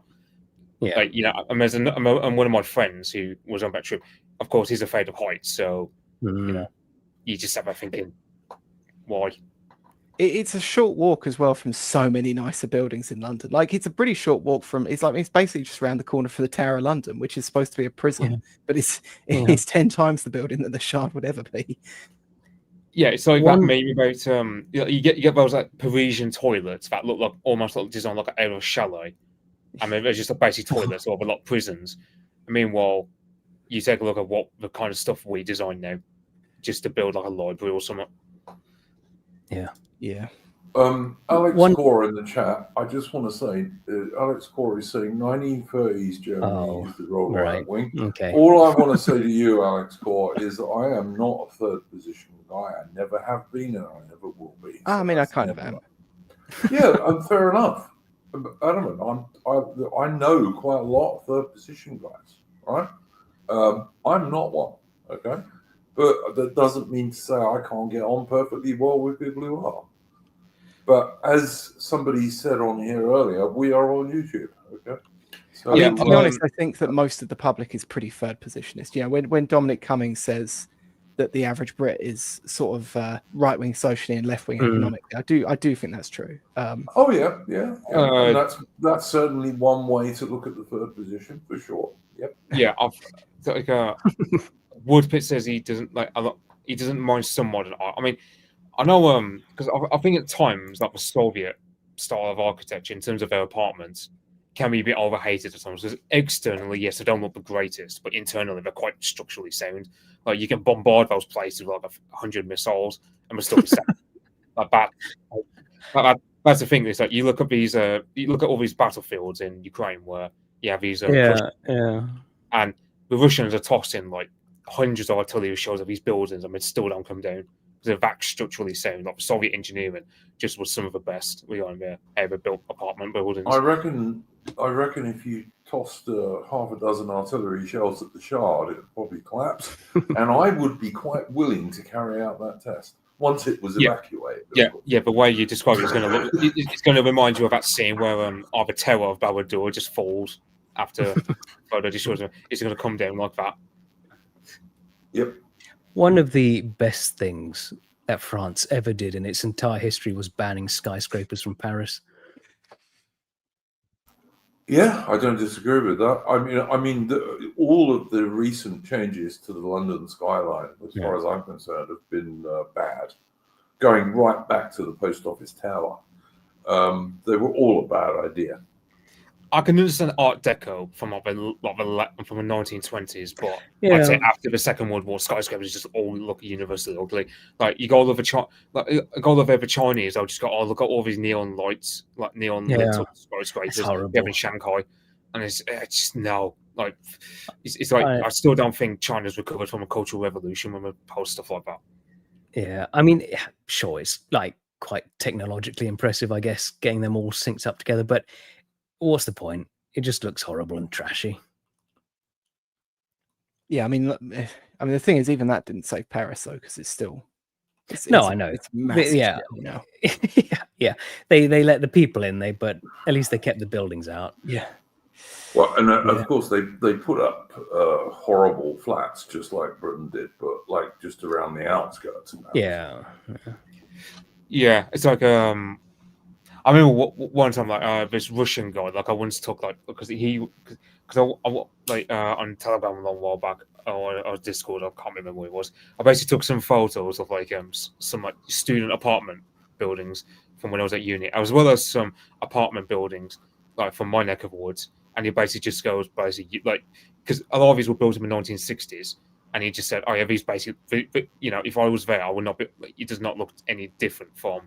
How his local town looks in Russia. Like that was the thing about the architecture we had from the 1960s, where it was just us copying the Soviet Union, but we don't even have. It's weird. So you have. I know like King Charles, he has that Poundsbury. I don't like Poundsbury. It just looks fake. It looks like a film set, sort of. Like I guess like he's trying, right? But it looks. I think it looks awful. Yeah, it's sort of like massive, great big spaces between the buildings. It's all it's made for the car. Yeah, and, like the stuff he's trying to replicate wasn't made for the car, so you can't really mix that. I'd say to Woodpit, the Moscow subway stations, they are built that way because of Stalin. Like of all the things that Stalin did, like that's actually one I can praise him on, which is he had a good taste for aesthetics regarding a lot of his Moscow subway stations. I mean, they didn't let them burn down the palaces in like St. Petersburg or anything. No, he's living in that.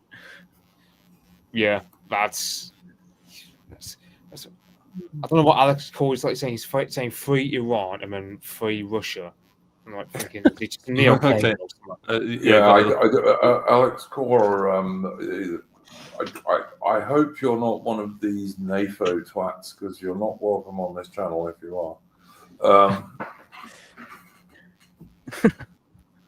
And sure, Stalin did start off as a robber. I think he was bank robber rather than a train robber, but he did. But I've got no room for communists whatsoever. So I just say history is nuanced. That's all I'm going to say.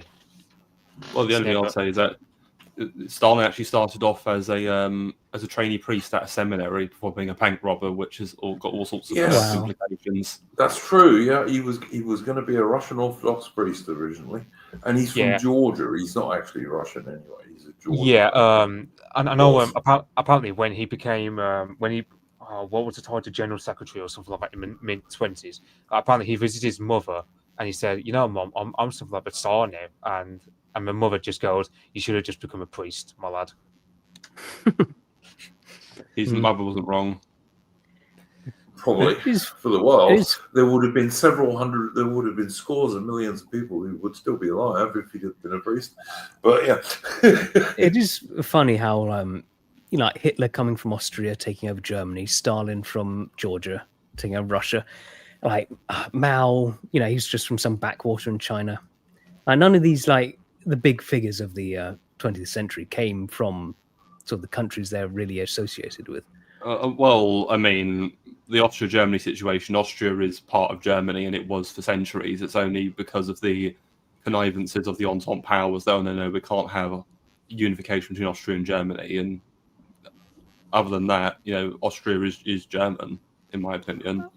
Yeah, I think Germany's a fake country to begin with, but Well, yeah, it's like I think like the NSDAP, like one of their first speakers before Hitler came along, was a Catholic nationalist who just wanted Austria to unite with Bavaria because he saw the Prussians as a real enemy, as opposed and that. So even like so, it's one of the things where Germany, I mean, on one hand, like their unification went a lot more smoothly compared to somewhere like Italy, but it was just that. But yeah, there was some disgruntlement. But yeah, I don't think that was a mainstream. I think that's just a minority view. Woodpit 420 was saying that Beria also came from Georgia, but I think Beria was also Jewish. I'm pretty sure. But No, he wasn't. You're confusing him with Genrich Jagoda, who was his predecessor as NKVD. Oh, okay. I'm begging your pardon. Okay, I stand corrected. I'm sorry. And his predecessor Yakov was also of the tribe as well. Yes, I know a lot of the NKVD guys were who were what the KGB was called at that stage. Yeah, I know. It was around. Yeah, it was over the early 1950s when Stalin starts purging a lot of that particular minority because he suspected they're all Mossad basically, and like I was reading about that Stasi book where basically even East Germany, right, they were like apparently they were remarked as like being quote unquote anti-Semitic in review of Mossad because they refused to pay any sort of reparations or refused to apologize for anything to do with the Holocaust. Like, because of course, in East Germany, when they teach about Nazi Germany, they only teach about the communist victims. They don't teach about the Jews. So yeah, that's Umesh. So, has he got? Oh, bloody hell, that's a Kaiserreich. That's a Heuvel. Oh yeah, so Tavenkov's avatar from Kaiserreich. Oh god, that is cursed. I just realised I pronounced Genrich as Genrich. Something to consider. Yes, considering Genrich's choice of wife and his two daughters. So yes, indeed. Yeah, it's. Oh, what was I going to say? Yeah, I know. Yeah, that was. Yeah, that was. I know the other thing was. I think in Poland, it was something like in 1968, just after the 6 Days War. You had the Polish communists. They just pretty much sacked off and deported all of that certain minority, as well. And some Poles like on Twitter will joke, "Oh, actually, it's 110." So yeah, I don't know. It's funny how you have a lot. You had Hitler and that crowd who would say Judeo-Bolshevism, but then it's funny how the communists ironically become a lot more anti-Jewish later on, because of like stuff to do with Israel, basically. Is there something like about these people that just makes them inherently unlikable? Well, we can't say. Well, it's just the whole course of their history. I mean, Gents, we've got to be very careful what we're talking about here. You can't talk about how many nations certain people have been chucked out of or anything like that on YouTube. You just can't. Yeah. And in Britain, of course, they are a protected group. In fact, everyone in Britain is a protected group now, except Anglo-Celtic white people.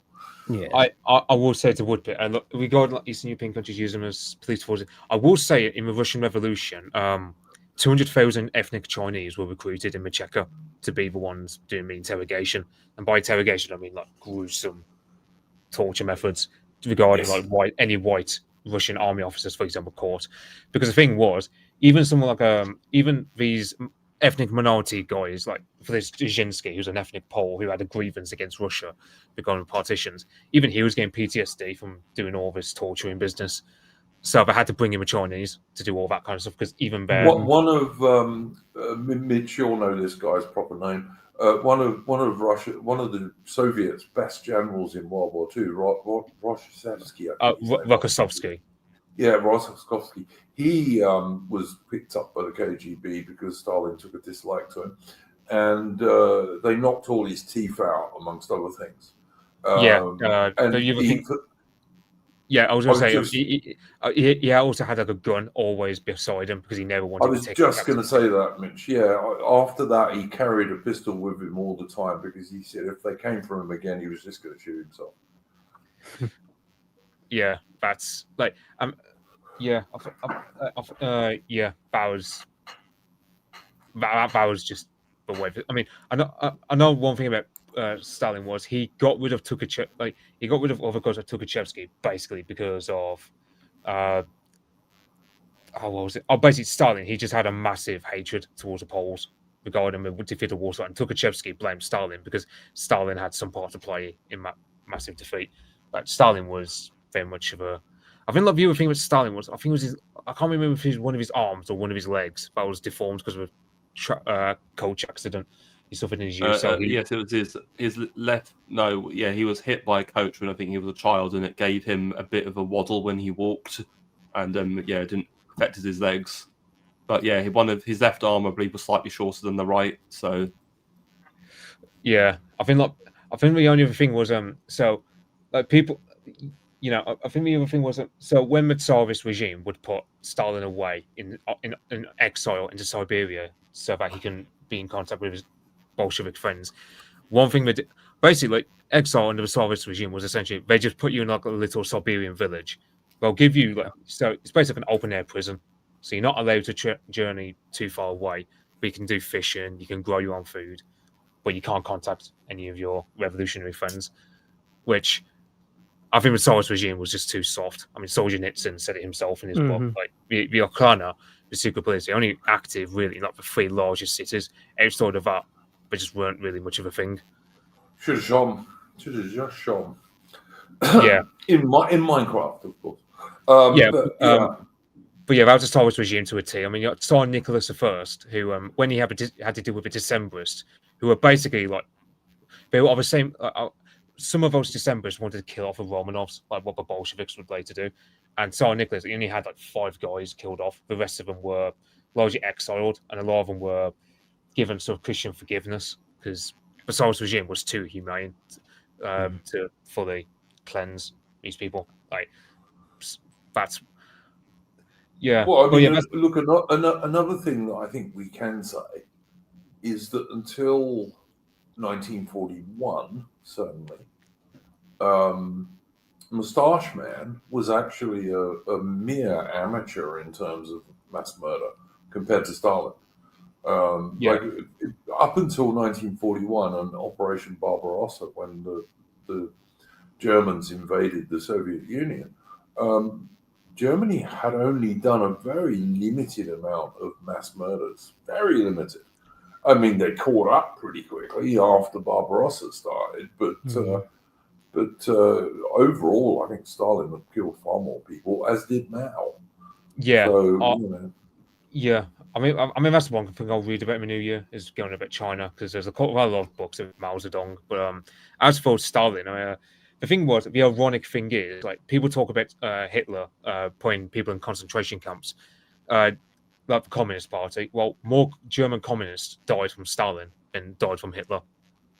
That was and you got another thing was so I saw some tanky on Twitter going, oh well, West Germany was basically just a Nazi project because you have certain, I had certain really?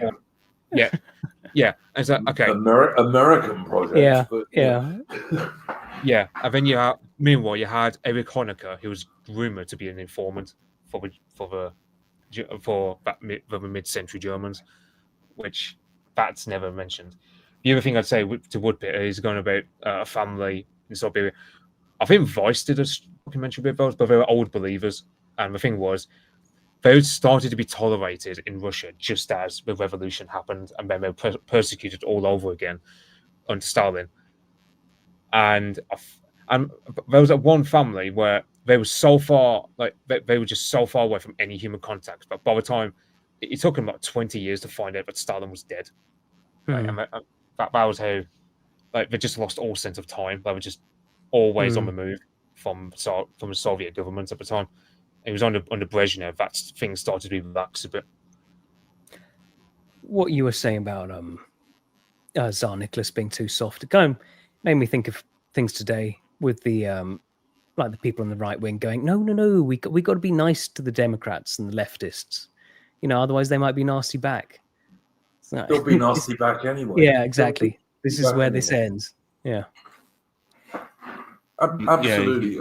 Alex Kors is saying Starmer works for Soros. He probably does work for the globalists, for sure. I mean, but then I'm of the opinion that the so-called conservatives and the Labour Party are basically a uni party, really. There's not much difference between. Yeah, it's like I don't know what this new scandal. I've heard about it today, but I don't know what this new scandal is about China. Apparently, Starmer has been caught with his pants down regarding some scandal with the CCP or something. Or I think Starmer's been caught with his pants down quite a few times, but the newspapers won't report on it. But yeah, is it Twinkie Chinese boys this time? Yeah, it might be. Rather than Muslims this time. I won't be surprised if he meets up with that Chun Ching Kwong woman just to dispel any rumours about the Ukrainian bomb boys or whatever. Well, he was in India as well. Yes. Oh yeah. Selling Britain out, no doubt, because that's what he does best. He gives away British territory and even gets the British taxpayer to pay for giving it away. Well, there's not many British leaders could have done that in the past and got away with it. And then, of course, the digital ID stuff, which we haven't talked about this week, guys, because we did talk about it at length last week. So if you want to know our views on that, go and watch last week's stream. There's no point in just going over the same stuff week after week. So we do try and bring the train changes a bit and also keep up with current events. On the plus side, and I think all of my panelists here would agree with me on this, things are moving our way. They really are. In terms of the general public and the Overton window and even stuff that gets discussed on the mainstream media now, the mass immigration and mass deportations, wouldn't have been discussed even 3 years ago on British mainstream media, and now it's a pretty much constant topic, which is a big advance. I wonder how much Rupert Lowe is making Farage adopt some of our better, because I mean you have the Boris wave stuff, which a year ago Farage would never have dared talk about it so openly, but now he's talking about it so casually as to say, oh well, he's going to get rid of a Boris wave, as well as retrospectively revoke their ILR. So, like you said, I really like Rupert Lowe. I saw someone in the chat asked earlier, would he lead a party? And I've got no idea. But I think his Restore Britain group are doing a lot of good. Yeah, I hope that I hope that when the general election comes, I hope Reform don't stand a candidate against him, or basically everyone. Of course they will. Nigel hates him. That will be like Nigel's #1 goal if he can just unseat Rupert. He'd have to be careful though, because I think Nigel. I don't know who they're going to put up against Rupert. Who would be him? That's the thing.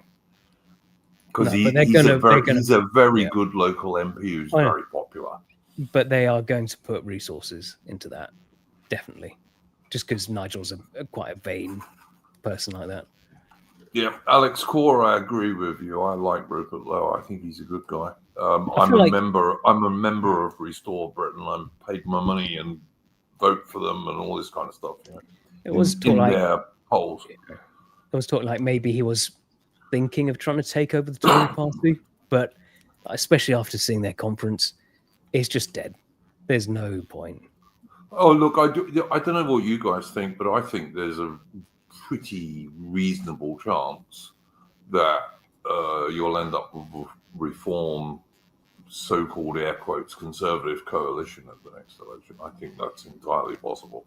I don't see that happening. I mean, first off, you got, for example, people like Nadine Dorvis in Reform now, which is stupid. But that's the thing. Like, Reform don't have to bother doing a coalition with Tories because they're probably going to win enough seats to guarantee. Well, if they do, Mitch, if they do that, then I'll totally agree with you. But I've seen some polling stuff that says they might not quite manage that, and I think under those circumstances, you would get some sort of coalition, and that would be a bad thing as far as I'm concerned. Oh, sorry. You go. Something to consider is what if Starmer anticipates that and tries to implement electoral reform and forces PR on us, because that would make it much more difficult for Reform to get majority government in that scenario. Because if you think about it, the Tories, if you look at the polls, there's a scenario where under PR, Labour and Conservatives might actually win more seats than under first past the post, considering their support. They probably would, yeah. I've noticed that Farage, to a large degree, has he's kind of dropped the stuff about electoral reform these days because he doesn't need it anymore. He doesn't need it anymore. By the way, Atterman has left us here, but Atterman's a working guy, by the way, and has to get up early in the morning. So thank you to Atterman for joining us. He's always most welcome on this show, and he was one of the founders of this channel, really. So yeah, I did have a thought about all the defections to Reform from the Tory party. Is this like? Just wondering if this is like Nigel and Yusuf trying to shore up their position against the sort of more based membership in some of the branch leaders. Maybe, Tharian, that's not impossible. I mean, it's certainly one way to do it. If you import half the so-called Conservative Party into Reform, stick them in more positions. The same shit-lib nonsense in Reform as you get in the Conservative Party. And I mean, to me, as long as Zia Yusuf is the chairman of Reform, then I don't trust them as far as I can throw them. Oh, I just remembered something about the conference, which we've not mentioned. Did any of you see that interview with Michael Heseltine? Oh my God. It was just, he was just saying, Reform, they're no different from the 1930s, they're fascist. Heseltine was always a twat, though. Even when he was in the Thatcher government, he was a twat. He's only like 92 or something like that now. He was born the same. Yeah, he's the same age as Duke's father. That's how old he is. Yeah, it's insane. Baron Badger says, Iron Duke, we doing an Agincourt stream this year. What I would say to you on this one is that Mitch and I have done 2 streams on the 100 Years' War this year. We've done a stream on Henry V after Agincourt, and we also did a stream only 2 or 3 weeks ago now about the Black Prince. So I wasn't planning on doing an Agincourt stream this year. If people want us to do one, I'm quite happy to. I've done quite a few Agincourt streams. I once did a 10-hour stream on Agincourt, by the way. Actually, a 12-hour stream. I beg your pardon. I did a 12-hour stream on Agincourt one year. How long did the actual battle last? I think that's longer than the actual battle. Less than 12 hours. Less than 12 hours. But yeah, so we have done stuff on the 100 Years' War, and we may well do some more. But I'm not planning on doing an Agincourt stream this year. We are doing a Trafalgar Day stream on Wednesday this week coming. But I'm not planning on doing an Agincourt stream. If people want us to do one, put it in the comments. And if I get enough requests, we'll do one. If I can get someone to come on with me, for sure. Any final points, gents, before we move on to super chats and so on? Well, just talking about Heseltine, I've actually come to the opinion that I think he's more to blame for the decline of the Tory party than anyone else, because he's been around for so long and he's revered as this sort of grandee. And I think because he's the shit lib, he's a wet. He's the one who wants the Tories to go like pathetically like wet. Yeah, I know that. I think he was Home Secretary at one point under Thatcher, and he was all like soft on immigration. He was obviously one of those Tories who was fanatically pro EU. He thought Brexit was like treason, and just fucking good riddance. Yeah, he was always a lefty wet in the so-called Conservative Party, even when he was in Mrs. Thatcher's government in the 1980s. So I mean, yeah, absolutely. Alex Core says the movie The King. I don't really like the movie The King. The first half of it's not bad, but the Battle of Agincourt is pathetic. But That's anyway, the Timothy whatever. Chalamet one, right? Yeah, the most recent one. Yeah. I'm not a big fan of that film. It's just I can't. I mean, you look up Timothy Chalamet's build, you can't believe that is a body of a warrior king. Yeah, I know, and I don't.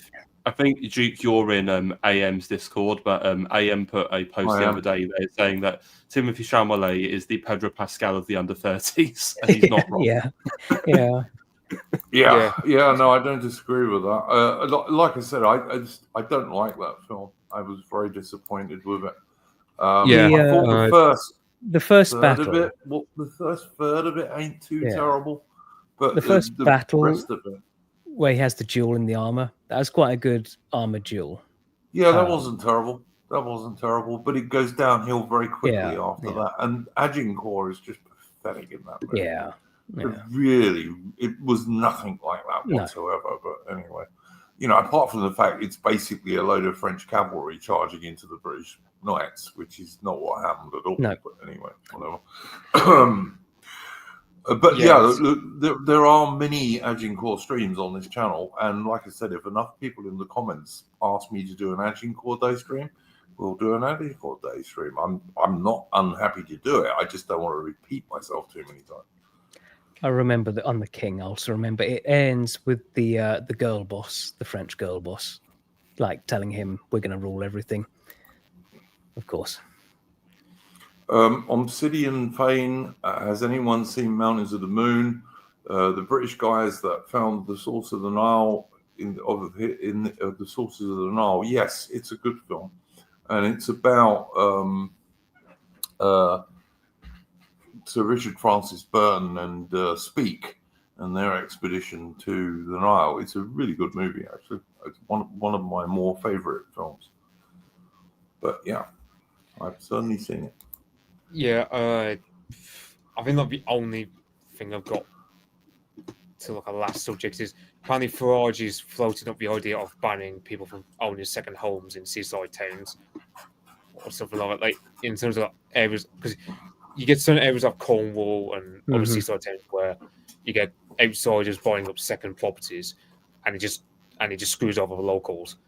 But then it's a matter of the houses are unaffordable to begin with for the locals themselves. Yeah. So it's just...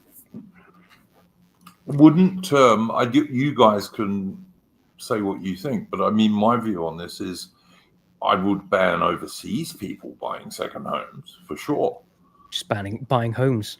Yeah, I'd ban those guys from doing that, and also I support deportations, obviously, and I think that's going to lower house prices without having to ban people buying a holiday home somewhere. I think it seems like one of those just things he's throwing out to me, because it just seems really hard to sort of enforce that. And like, what about, say, if I want to actually move to Cornwall, but I'm not a local? It would become complicated, wouldn't it? Yeah.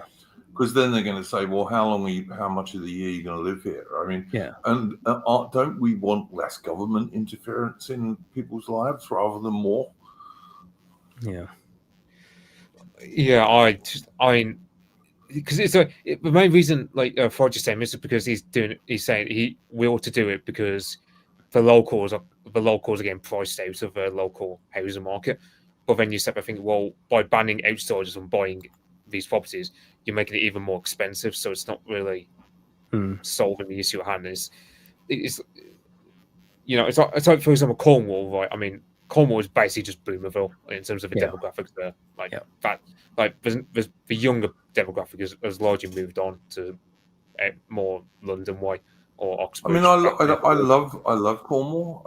I used to go there for holidays very, very regularly, at least twice a year when I lived in England. Never owned any property there, but I used to go there all the time. It's a beautiful part of England and Britain. But yeah, I just think, start the mass deportations, stop foreign people owning houses in Britain. Maybe outside a couple of places, there could be an argument for allowing one place to be owned by a foreigner in, say, London. There might be an economic argument for that. Yeah. When I say a foreigner, I'm talking about, maybe an American or a Frenchman or a German or even an Australian or what have you. Just one foreign sector in London where they all have stuff. Yeah, because there might be an economic argument for that. And it's not, and house prices there are never going to get low enough for average ordinary people to afford houses there anyway. But I would restrict them to one property. And ban them from owning property at all in the rest of the country. I mean, that to me is quite sensible. Yeah, I if anything, if it was up to me, I'd do something like sell council houses on the cheap over in London, like deport all these Somalis in social housing, just sell off all these flats to, like, let's say, young couples who have to commute to London anyway. Just sell these houses on the cheap. That would actually lower housing costs. Yes, that would actually have an effect if you could do that, for sure. You see that the father of that synagogue attacker, he's an NHS surgeon, but he's still making us pay for his council house. When he's got enough money to live to have his own place. Yeah, he's got enough money to live. But no, I'll make those damn English people pay for my property instead. I'm pretty sure council houses weren't designed for surgeons. But, Yeah, it's like what's his name? Anjan Choudhury, I think it was, who said basically he sees the benefit system as basically like jizya where it's just wealth redistribution from the likes of ourselves over to the likes of him. Yeah, and it's Keith Buckley is saying send him back to Syria. I'd deport him anyway, mate. I just would. Your son was a terrorist. See ya. Go on. Yeah, I mean, I can't. I think you get some people who say, "Well, we can't do that because, well, the idea of like punishing entire families for the actions of one of them is not an English principle." And I'm like, "Well, sorry, they're not English, so they're not English, so I don't care." Yeah, it's. I mean, I don't know. I don't know if this makes you sound Oriental, but I'd say people don't exist. Well, people don't exist in a vacuum. If you get a terrorist from within a family, chances are the family either knew about it or they helped him become a terrorist to begin with. It's like that. Well, if you call your son jihad, maybe a little bit responsible. Yeah, maybe we can learn some stuff from the diversity. Yeah, all family guilty. Yeah, immediate family. Yeah, I mean, look at the enormous so-called grooming gang scandal where tens of thousands of little, and I mean girls as young as 11, have been mass raped and what have you by immigrants, mostly Pakistanis, as the government itself has admitted. There have been many examples of these filth where their family have defended them. Yeah, it's many examples. All of those people should be gone. That Manchester attack bomber back in 2017, his mother, who was, as we see, the benefits, even though she was in Libya, she sent her son the money by which he was able to afford the bomb, like the material needed to build the bomb that later killed off 17 victims or however it was. So David Smith says that he wants to keep it YouTube friendly. I am trying to, David Smith, but you get so angry about this stuff because it deserves to make people angry. But it's I would say but he was, I can't remember who said it on Twitter, but basically they said, like, if the more radical the left makes it, the more radical the pushback will be. So I'm just thinking, so it's, and we are getting towards that, Mitch. I mean, yeah, people like, are getting more and more angry about this stuff. like both the Labour and the Tory party conferences just seem to be war against the English people, except the foreigners. That's the general message that seems to be from both of them. It's like, well, Yeah. fine. Yeah. Yeah, it's like you've got like you have, for example, I remember, I'm questioning. I haven't bothered watching it, but I've seen clips, and they're going like, "Oh, Reform is a Nazi party because they are." I'm just having, he's saying this about Zia Yusuf, and I'm sort of like, you're telling me that a British Nazi party has a brown man in one of their top leadership positions? Yeah. But apparently even the so-called Nazis are getting diverse. But anyway, yeah, it's just basically they're putting onto Reform, or basically they're saying that Reform are basically what we are. Shabana Mahmood, for example, she was going about ethno-nationalism being more of a thing amongst the English, and I'm like, yeah, okay, that's great. It's a growing thing too, and I would just say it's not just amongst the English. I mean, you see the same thing with the Scots and the Welsh and Northern Irish, of course. But yeah, it's a growing thing, and it's a growing thing because of all the shit that has been done to the real people of Britain over the last 50 or more years. On the continent as well, even there, Yeah, same. All right, guys, we've been going for 2.25 hours. I've still got a couple of super chats to address. Unless anyone's got anything else to talk about, we will go and address those. I was going to say, Mitch's point about the stuff they try to put onto Farage. They don't realise that a lot of this stuff is actually popular. Like with Boris Johnson and the letterboxes stuff. Well, it's like they Trump, tried to say this. They keep calling Trump a Nazi when he's a 90s Democrat, and Farage is pretty much the British equivalent of that. But they try to think that the things they think are horrible, that they try. Oh, Farage is this. They're actually quite popular. This isn't a winning. Yeah, this is what they do not realise is that if Trump and Farage were as right wing as the left pretends they were, they'd actually be more popular than they are. Yeah, I mean, Farage is an 80s conservative, which isn't that right wing, really. Nope, not really. Absolutely right. EF is saying Thatcher was to the right of Farage, possibly, in some respects, anyway. Yeah. But yeah, I don't disagree with any of that. It's very true. All right, guys, I'm going to address our super chats because we've got 3.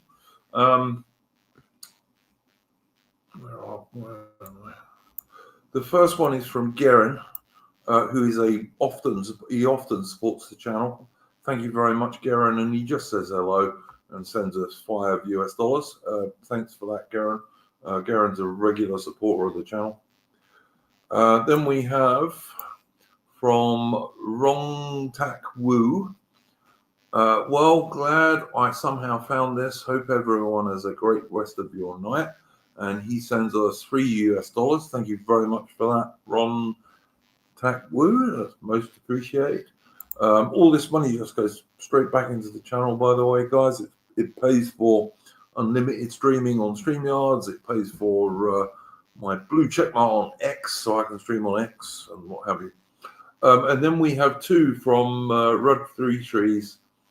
Rud Three Trees says, "Evening, gents," for $25. Thank you very much for that, mate. It's most appreciated. He says, "Evening, gents. I'll listen tomorrow out tonight. Some support. Do you guys subscribe to Elite Theory? If so, do you think the circulation of elites is still able to happen? It seems with the power of tech like digital ID, the current crop have things pretty sewn up." My point of view on this is that we have to fight against digital ID tooth and nail. We haven't gone on about that on this stream because we talked about it at some length last week. So if you want to know the panel's views on that, go and check out last week's stream. But as far as I'm concerned, we've got a. This is a hill we have to try and die on, because it would be a disaster for it to be brought in. It is immensely unpopular. Like a British petition against it got 3 million signatures in a day and a half or something, which is the most I've ever heard of about anything political in Britain. It's enormously unpopular. Can we stop it? I don't know. I hope so. Liz Truss, I mean, she was saying how she reckons like the government is so damn inefficient and useless that there's no way they could get it in time. I suspect that might be true. Yeah, I suspect that might be true. To be fair to Nigel Farage, who I'm not always the kindest to, he has said he's totally against it and will get rid of it if they do bring it in. So there's that. Any opinions on this, Mead or Mitch? I was going to say with elite theory, my position is, yeah, there's a lot of it's true, but it's not absolute. You know, they can't operate completely independent of the populace forever. Agreed. Tharian. Yeah, that's pretty much my view. Bede or Mitch, anything you want to say about this? A bit of a black pill about the digital ID. Even though Farage is against it, I kind of deep down believe that if a reform government came in, there'll be no energy to undo it, unfortunately. So even though he says he would get rid of it, I'm not so sure. I think it'd be like, well, it'll be too much effort. And then I mean, David Cameron got rid of it. So I don't know. I think Farage is too much of a libertarian, like too much of a factual to have digital ID around. Because even someone like Clive Lewis, like massive Corbynite, like massive far left wanker he is, even he's against it. Corbyn as well. So, and to be fair, Farage is a financial guy. I mean, that was his job. And I think Farage can see the disaster that it would be for any sort of privacy in terms of finances in Britain. Yes, as he just mentioned, obviously they attempted to debank Farage, and obviously that backfired on them. So, yeah, that's another good point. I mean, and again, I think Tharian made a good point that the chances of this Labour government actually getting this done before they're chucked out is probably less than 50%. I don't think this Labour government's going to go 5 years. I really don't. No. I mean, the problem you've got is for general election to be called premature, you have to have a majority of MPs calling for it. I don't see the Labour Party MPs voting themselves out of a job because. I think all sorts of things could happen over the next 3 years, mate. I really do. But they're not going to vote themselves out of a job, though. Like, I think they're going to. The Conservatives did. The Conservatives did. Yeah, but they're weak and pathetic, whereas Starmer is vengeful. Well, yeah, Starmer himself is, but I would hesitate to say that Labour MPs are less weak and pathetic than the Conservatives. I mean, I'm not saying they're more weak and pathetic, but they're about the same. So who knows? I will be surprised if the election actually goes that late. For one thing, I think things are just going to get worse and worse for Labour. Yeah, and I think that's at some stage the Labour grandees are going to turn around and say, "Look, if we go now, we'll lose less badly than if we go in 8 months' time." You know, like Rishi did. Yeah, exactly. It's like, but the thing is, so when, for example, Rachel Reeves, it was found out that she lied on her own CV about how she works in the bank. Starmer never sacked her. There was just no sense of shame among these Labour Party members. I don't put it past them that they will try and just prolong as long as they can their time in Parliament. They might, but I still don't think that will mean that they'll necessarily get digital ID through.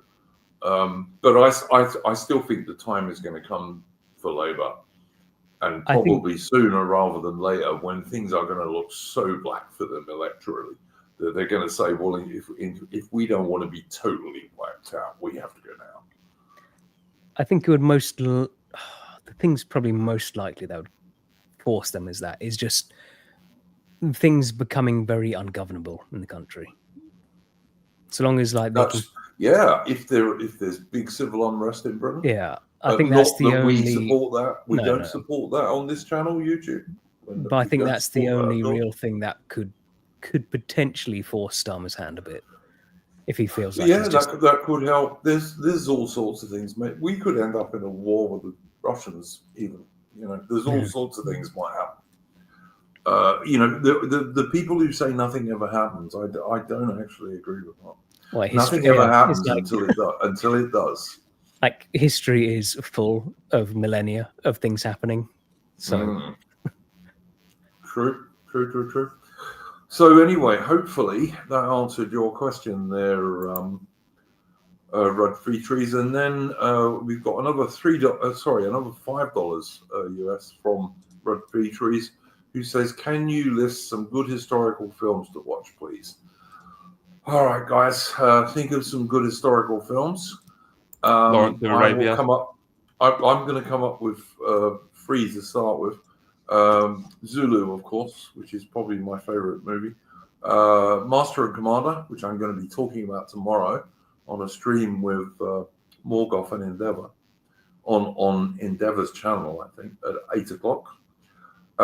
So Zulu, Master and Commander, The Cruel Sea, 1953 is the best movie about the Royal Navy in World War II by a long way. That's a really good film. I like Sea of Sand. That's another British stiff upper lip World War II film made in the 1950s. Pretty good. You guys? And also Mountains of the Moon that someone mentioned earlier. Another good historical film. Go check that out. And Cartoon with Charlton Heston playing Charlie Gordon. That's a pretty good historical film too. Talking about historical films, I don't know what to make of this new film Hamlet coming out about Shakespeare and. Well, it's going to be how Shakespeare was made by the woman. That's what that's going to be. The director is Chloe Zhao, who all I can see of her history is she directed some Marvel cape shit film called Eternals, and that's a feminist movie. I've never watched it, so I don't know anything about it. No, I've never watched it, but I've seen reviews of it. It's a feminist movie. Yeah, so I mean, I will say that there doesn't look to be any diversity casting so far in the trailer, and the 2 main roles you got. So Anne Hathaway was like 8 years older than Shakespeare, I believe. Mm-hmm. Meanwhile, the actress who plays her in the film is 35, and the actor Paul Mescal is 29. So there's a 6-year difference. Not fully accurate in terms of cast, but yeah, it's acceptable age gap. I just think it's going to be like the Napoleon movie. It should be called Josephine, really. God, Ridley Scott has some of the worst comments this week. He said, "I don't watch modern films anymore, except my own, of course." I'm like, "You narcissistic prat." Yeah, what a wanker! Jesus. And I do agree, by the way, with Mitch. Waterloo is an excellent movie. Very, very good film. I think Jack considers the Napoleon film a absolute crime against humanity. Yes, well, I don't blame him. I've actually never seen it, and I probably never will see it. But I've seen clips of it, and I've seen reviews of it, and it just looks terrible. I mean, Napoleon leading a cavalry charge of Waterloo for a start. I mean, give me a break. I mean, on Ridley Scott, it's not accurate historically, but Gladiator is a fantastic movie. It's good, but there's some. It's a good film, but it's historical bullshit. But yes, yeah, just like something in Romanish. I really like Gladiator. Yeah, I mean that scene where they're all cheering name Maximus after he's just won the first Colosseum battle. I mean that will send a man's testosterone to peak. So, I mean, Das Boot. I don't know if that came so because that's German, not British. But yeah, the guy didn't say British films. Das Boot is an excellent movie. Yeah, for sure. I quite like. I mentioned. Oh, sorry. I mentioned David Lean. So yeah, Lawrence of Arabia, and he's got a couple of others. Dr. Zhivago and Bridge on the River Kwai are also excellent. Yeah. I like Lawrence of Arabia. That's a pretty good movie. Someone's put one up in chat. Barry Lyndon. Yeah, Barry Lyndon's a really good film. Every scene in that movie is like an 18th century painting. It's a great film. It really is. Thoroughly recommend that. There's there's a Swedish film, On Night Templar. Well, it's two. I've that's seen, quite- mate. Yeah, I've seen. It's pretty good from what I've seen. Yeah, they're good. It's sort of early medieval Sweden and the Crusades. It's a good Crusader film.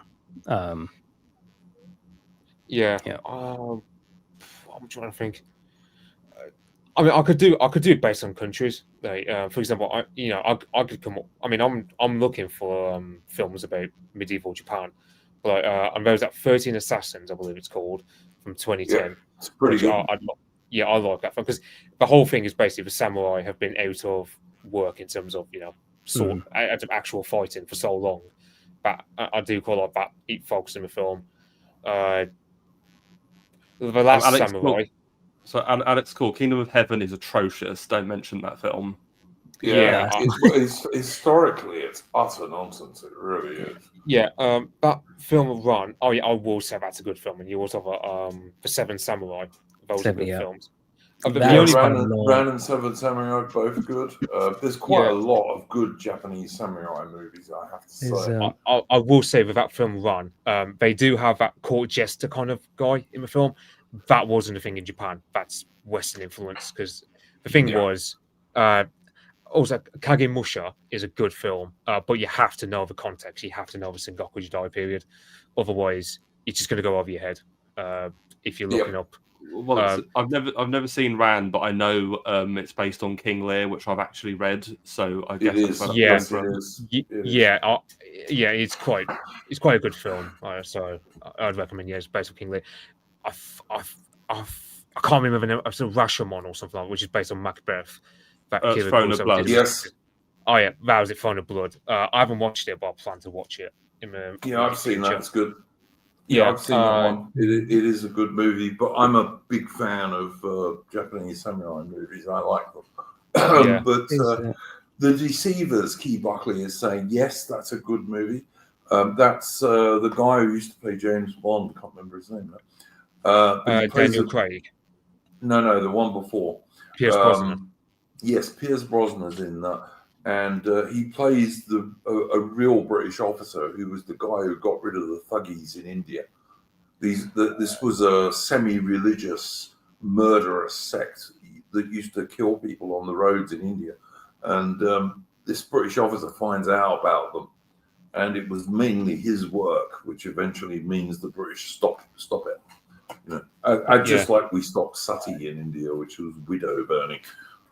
Yeah, for Germany, I mean, there's a series from like 2013 or 2014 called Generation War, which is pretty. It's only it's a 3-part miniseries. It's pretty good. That ain't bad. Yeah, I've seen that. Yeah. It's not bad. Yeah, so the usual suspects were whinging. Oh well, it shows the Polish partisans as anti-Jewish, and I go, well, a lot of them were. Like, it wasn't just the Germans; they were anti-Jewish. Plenty of other people were.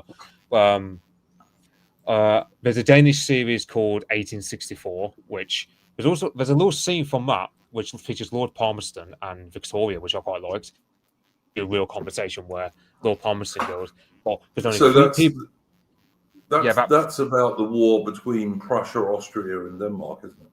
Yeah, basically Denmark got curb stomped in that war, and Lord Palmerston, he said there were only 3 people who understood what the war was all about. One went mad, one is now dead, and the third one is me, and I can't remember what it was all about. Yeah. Someone's saying Gods and Generals is a good US Civil War movie. I've heard that. Yeah, it is. I've heard apparently it's a lost cause kind of thing. That is basically it's all about Stonewall Jackson, which I read a book. I mean, if one is looking for a good book of the American Civil War, there's a book by S.C. Gwynn about Stonewall Jackson, which I'd recommend for anyone looking into the Civil War. I did it a few weeks back. It's probably one of the best books. Yeah, I just say to people in the chat, we were asked about historical films, so not just general films, because I see people have put The Third Man and stuff in. But we're talking about historical movies. and they don't have to be British. So we're just talking It about was, historical movies. Ian One I'd mention is the Australian fairly recent movie called Danger Close, which is Long Tan Danger Close. That's a good movie about Australia's biggest battle in the Vietnam War. That's good. I'm trying to think. There was a South Korean film I watched a while back about the Korean War. Basically, a bunch of students have to delay the North Korean army. I thought that was decent, but it was like 2010. It was released. I can't remember the name of it now. But the Chinese movie Hero. It's not historically accurate, and it's a bit propagandary, but its cinematography is just really beautiful on that. And it's all about the first emperor. Oh, did you say Hero? Yeah. Oh yes, I saw that. Yeah, that is a good film. Yeah. So that's it. In terms of Russia, a lot. Actually, funny enough, there's a ninth. Sorry. You go ahead. Sorry, you mentioned Russia. I just remembered there's a very good film about the early life of Genghis Khan that's called Mongol. It's weird. It's by a Russian director, and it's the main guy who plays Genghis Khan's Japanese, but it's really good. The manga he plays Genghis Khan. He was in that Shogun series playing. He plays that local. Yeah, he plays the local lord who basically scheming against Toranaga and against Mitsunari in the Shogun series. But that funny guy, like he's kind of like he's a villain, but he's very funny at the same. I can't remember his name, but yeah, he plays. While you're thinking, Mitch, I'd also say Hornblower, the British TV series. That's pretty good. Sharp is not terrible, although there are bits of it that are nonsense. But those two are watchable, certainly, and you can find some of them on YouTube. HBO Rome's, that's a really good one. Oh yeah, HBO Rome is easily my favorite ever TV series for sure. Yeah, excellent. Excellent. I Claudius as well is really good. I Claudius, absolutely. Thank you, V. That's another really good one. And the Russian movies, Come and See, is quite harrowing. Oh yeah, yeah. It's there was a. If you want to, I mean, I don't know about Western war films about Afghanistan, but I know there's that Ninth Company film. Yeah, that's pretty good, Mitch. I've seen that's pretty good. I've seen that. It's about the Russian conscripts in Afghanistan, and it's a pretty good film. I've seen that. Not bad at all. Then you get a lot of Soviet stuff, like for example, the same guy who did Waterloo, Sergei Bondarchuk, he also did a film called "They Fought for the Motherland," and I'd say that's a pretty good. And you get some films like Operation Typhoon, which are pretty good about the Eastern Front. Yeah, they can be propaganda-y, but compared to like Stalingrad from 1949, where, for example, Zhukov isn't even mentioned because Stalin was still sore about him in 1949. Yeah, that's right. He was sent into internal exile for a while. Yeah. Mighty Balzac. When you put Braveheart up, I presume you'll take the piss, right? But anyway, you're telling me I should like The Patriot next. And The Patriot, yeah. Oh yeah. What about Gallipoli from 1981? Is it or 82? Yeah, Gallipoli's not bad. Although I tell you what, a better movie than Gallipoli is The Light Horseman, which is about the Australian light horse taking Beersheba in 1917. That's a really good film. And the charge is worth that charge. I've seen that charge. I've always wondered what that film was from. I know the charge is called. That's a really good. It's called The Light Horseman, and it's one of the best cavalry charges in any movie, anytime. What's that movie, Mitch, about the October Revolution that I watched recently? That's on YouTube. That's pretty good. The Russian film, fairly recent Russian film, I think. I know of a Decemberist Revolution. You called Union of Salvation. That was released. That's the one. Sorry, Mitch. Yeah, I beg your pardon. Not the October Revolution, the December Revolution. That's a really good historical movie, and it's Russian, and it's pretty closely based on what really happened. Like I think it was like the 1840s or something, Mitch. Yeah. 1825. Oh, 1825. Thank you. But yeah, there you go. That's another good one, and that's on YouTube somewhere if you want to look for it. Yeah, I would say another good well, American one is Alzana's Raid. Is a really good American historical film about fighting the Apaches with Burt Lancaster. A really good film. Yeah, I And would not say not your typical Western at all. yeah, I would say to people watching that Russian film of December's Revolution, you should watch Epic History's heavy cover of December's Revolution first before watching that film, because I wasn't too clued up on it at first, and that film was it went over my head, a lot of it. I had to watch Epic History then I watched the film. So yeah, I'm trying to another one good 1917. Yes, yeah, that's Yeah, very well done. Well, know. with 1917, you've got to ignore, when you're watching that movie, you've got to ignore all of the black and brown faces in the British Yeah. infantry that you will frequently see if you look for them. Yeah, the other thing that's get to me is I couldn't mention a carrier pigeon instead of saying two lads. Yeah. They wouldn't have even done that much. What they used to do is they'd fly over in a Royal Flying Corps biplane, and they used to have special brass containers that had loads of long, multicolored streamers on the end of them, so you couldn't miss them. And they would drop a message that way. And that would be a lot easier than sending two poor little privates through the Hindenburg line. But anyway, Yeah, it's another one that's just, again, the cinematography in it is just really nice. Yeah, you can't. Yeah, I will say we have lost Speed of Britannia, by the way, who said he's going to bed, and I don't blame him because it's getting late in Britain now. But yeah, Robin Hood, Prince of Thieves is a fun film. Yes, it's not historical, but yes. That was because of Alan Rickman, because he said, "Look, if I'm going to do this, I'm going to edit out my lines because the lines in the script you gave me are crap." And Alan Rickman is the mate. Yeah, it's Alan Rickman is the only reason I really like that film, to be honest. There's Robin Hood also by Ridley Scott from 2012. I remember watching that. It's not a bad film. It's fine. It's not historically great, but it's not a terrible movie, I've got to say. So Obsidian Alecista with Viggo Mortensen. Oh, that's excellent. About the Spanish tercios. Yeah, that's really good. Yeah, that's on YouTube. I watched that on YouTube just because I came across it by accident, and it's a really good film. And it's got the guy from Lord of the Rings in it. Viggo Mortensen. Yeah. So that's another good one. There was another one I just thought of. Crikey. Cromwell. That's pretty good historically.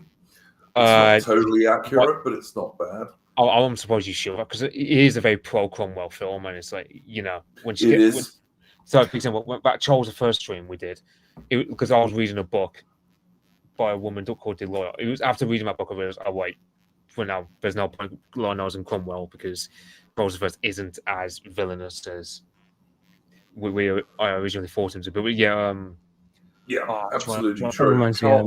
Charles was a much better chap than is pretended in that film. But in terms of historical movies, which is, you're not starting from a very high bar here, guys. It's an okay film to watch. The Lion in Winter. The Lion in Winter for Henry II is good. Yeah, not terrible. In places. Also, A Man for All Seasons is probably worth a watch, I guess. I'm trying to think what other countries I can think of in terms of. I mean, for Greece, it's large. I mean, for Greece, right? I mean, there's Troy, which I quite like. Yeah. Even though some of the armor for Achilles is a bit too leather armorish for me. But it looks better than the new stuff. I'd agree with Stukerflieger on this one. The Duelist is pretty good, actually. That's a Ridley Scott film, but it was his first big film, and it's actually his best big film, in my opinion. Really good film. Yeah. Colin Farrell, I don't know. I mean, also they tried to portray Alexander in that 2004 film as being a homosexual, which he wasn't, from what we know of.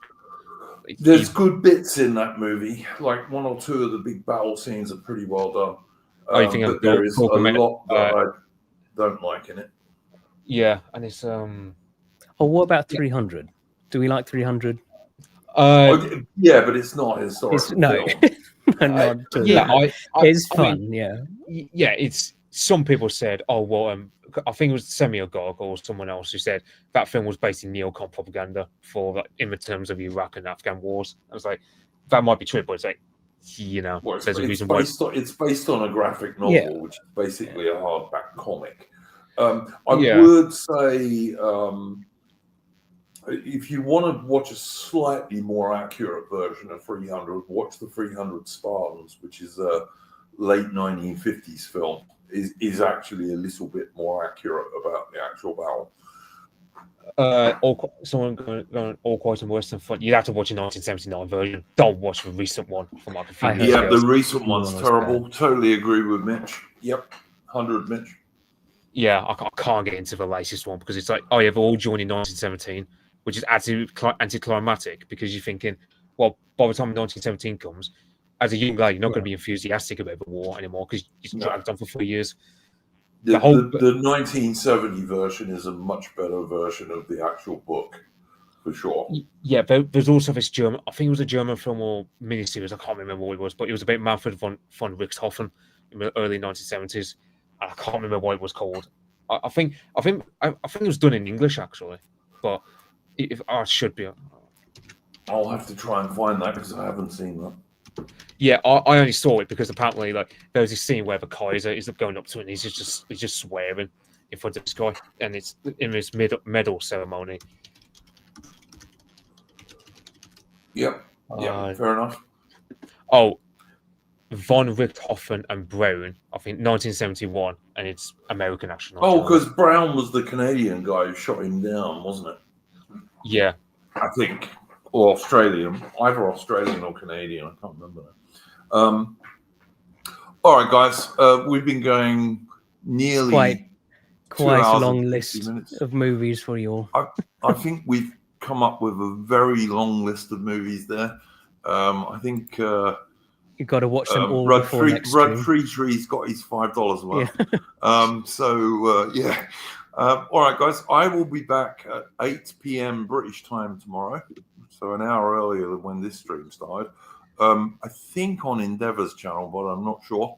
With Endeavour and Morgoth, and we're going to be talking about the movie Master and Commander from 2003, which is an excellent historical film. And then I'll be back on Wednesday, and we'll be talking about the Battle of Trafalgar, which gave Britain command of the world's oceans for well over 100 years until the British government deliberately gave it away in 1922. Thank you very much to my guests, Adaman, Bede of Britannia, Tharium, and Mitch. We will see you next week. And in the meantime, do not let the bastards grind you down. And I'm going to play us out of a tune if it works. Let's see if it does.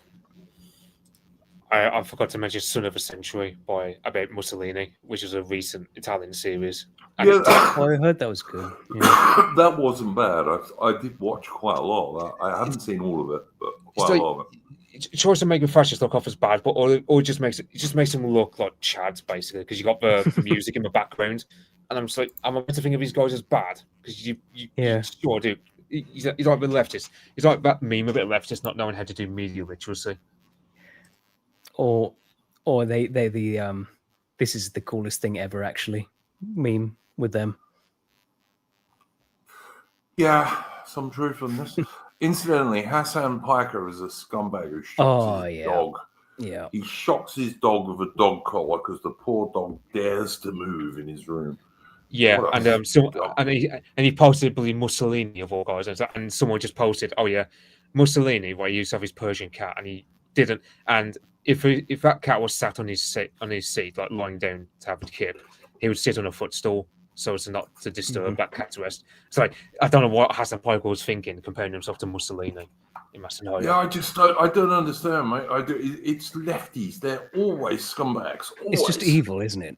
It's like yeah, just Yeah. Yeah, The, Like, the- and yeah, it's the just, poor little dog put one paw on the Yeah. ground, and that sandpiper shocked him. like And Yeah. the- I was watching a stream, and apparently what happened is this scumbag was away for 2 weeks, and his mother was looking after the dog. So the poor dog probably got used to moving during that 2 weeks. yeah. yeah. It's like one dog thing to sort of the Russian Revolution. You have a Borzoi dog breed that was nearly driven to extinction because of the Bolsheviks nearly killed all of them. It was only because of some white Russian aristocrats smuggling them into America that the Borzoi survived. Yeah, beautiful Russian hunting dog. But It's yeah, like with this son, though, it's just the mindset that it takes to, okay, I've got to just have absolute control that these sort of leftists want to have. It's like this dog cannot move. It's got to stay there for my entire 8-hour stream. yeah. Why just- can't the poor dog just go where he mad, wants? right? I mean, you know, It wouldn't even occur to me that, like, just to have that sort of level of control. But yeah, that's what they're like, just evil. evil. They are. They're just evil. It's a true fact. They are. Anyway, guys, I'm going to try and play us out of a tune. Let's see if it works.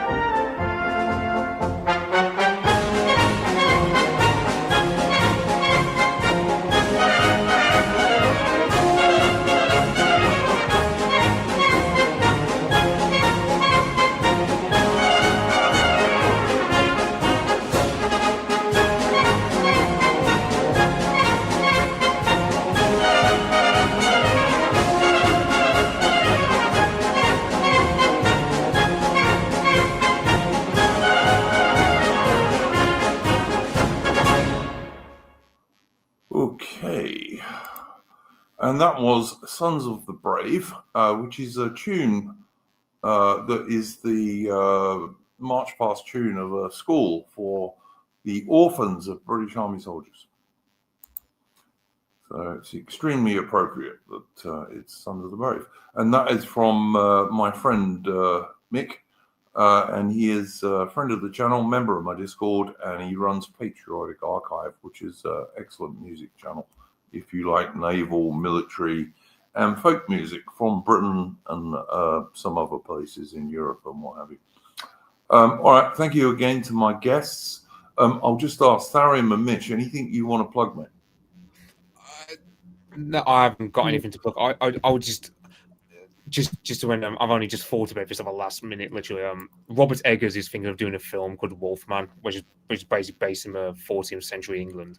And given Robert Eggers is a massive historical artist, like he likes things to be accurate, that's one film I would but it's more of a future film I'd recommend. But Yeah, could be I'll have a look interesting. at that. Yeah, I'll have a look because it's about werewolves based off the title. But yeah, I'll look into that. But yeah, That could be interesting. Tharium, anything you wanted to plug, mate? No, you can follow me on Twitter if you want. That's all. Okay. Obviously, do go and check out Beta Britannia's channel on YouTube. There will be a link to it in underneath the stream later on.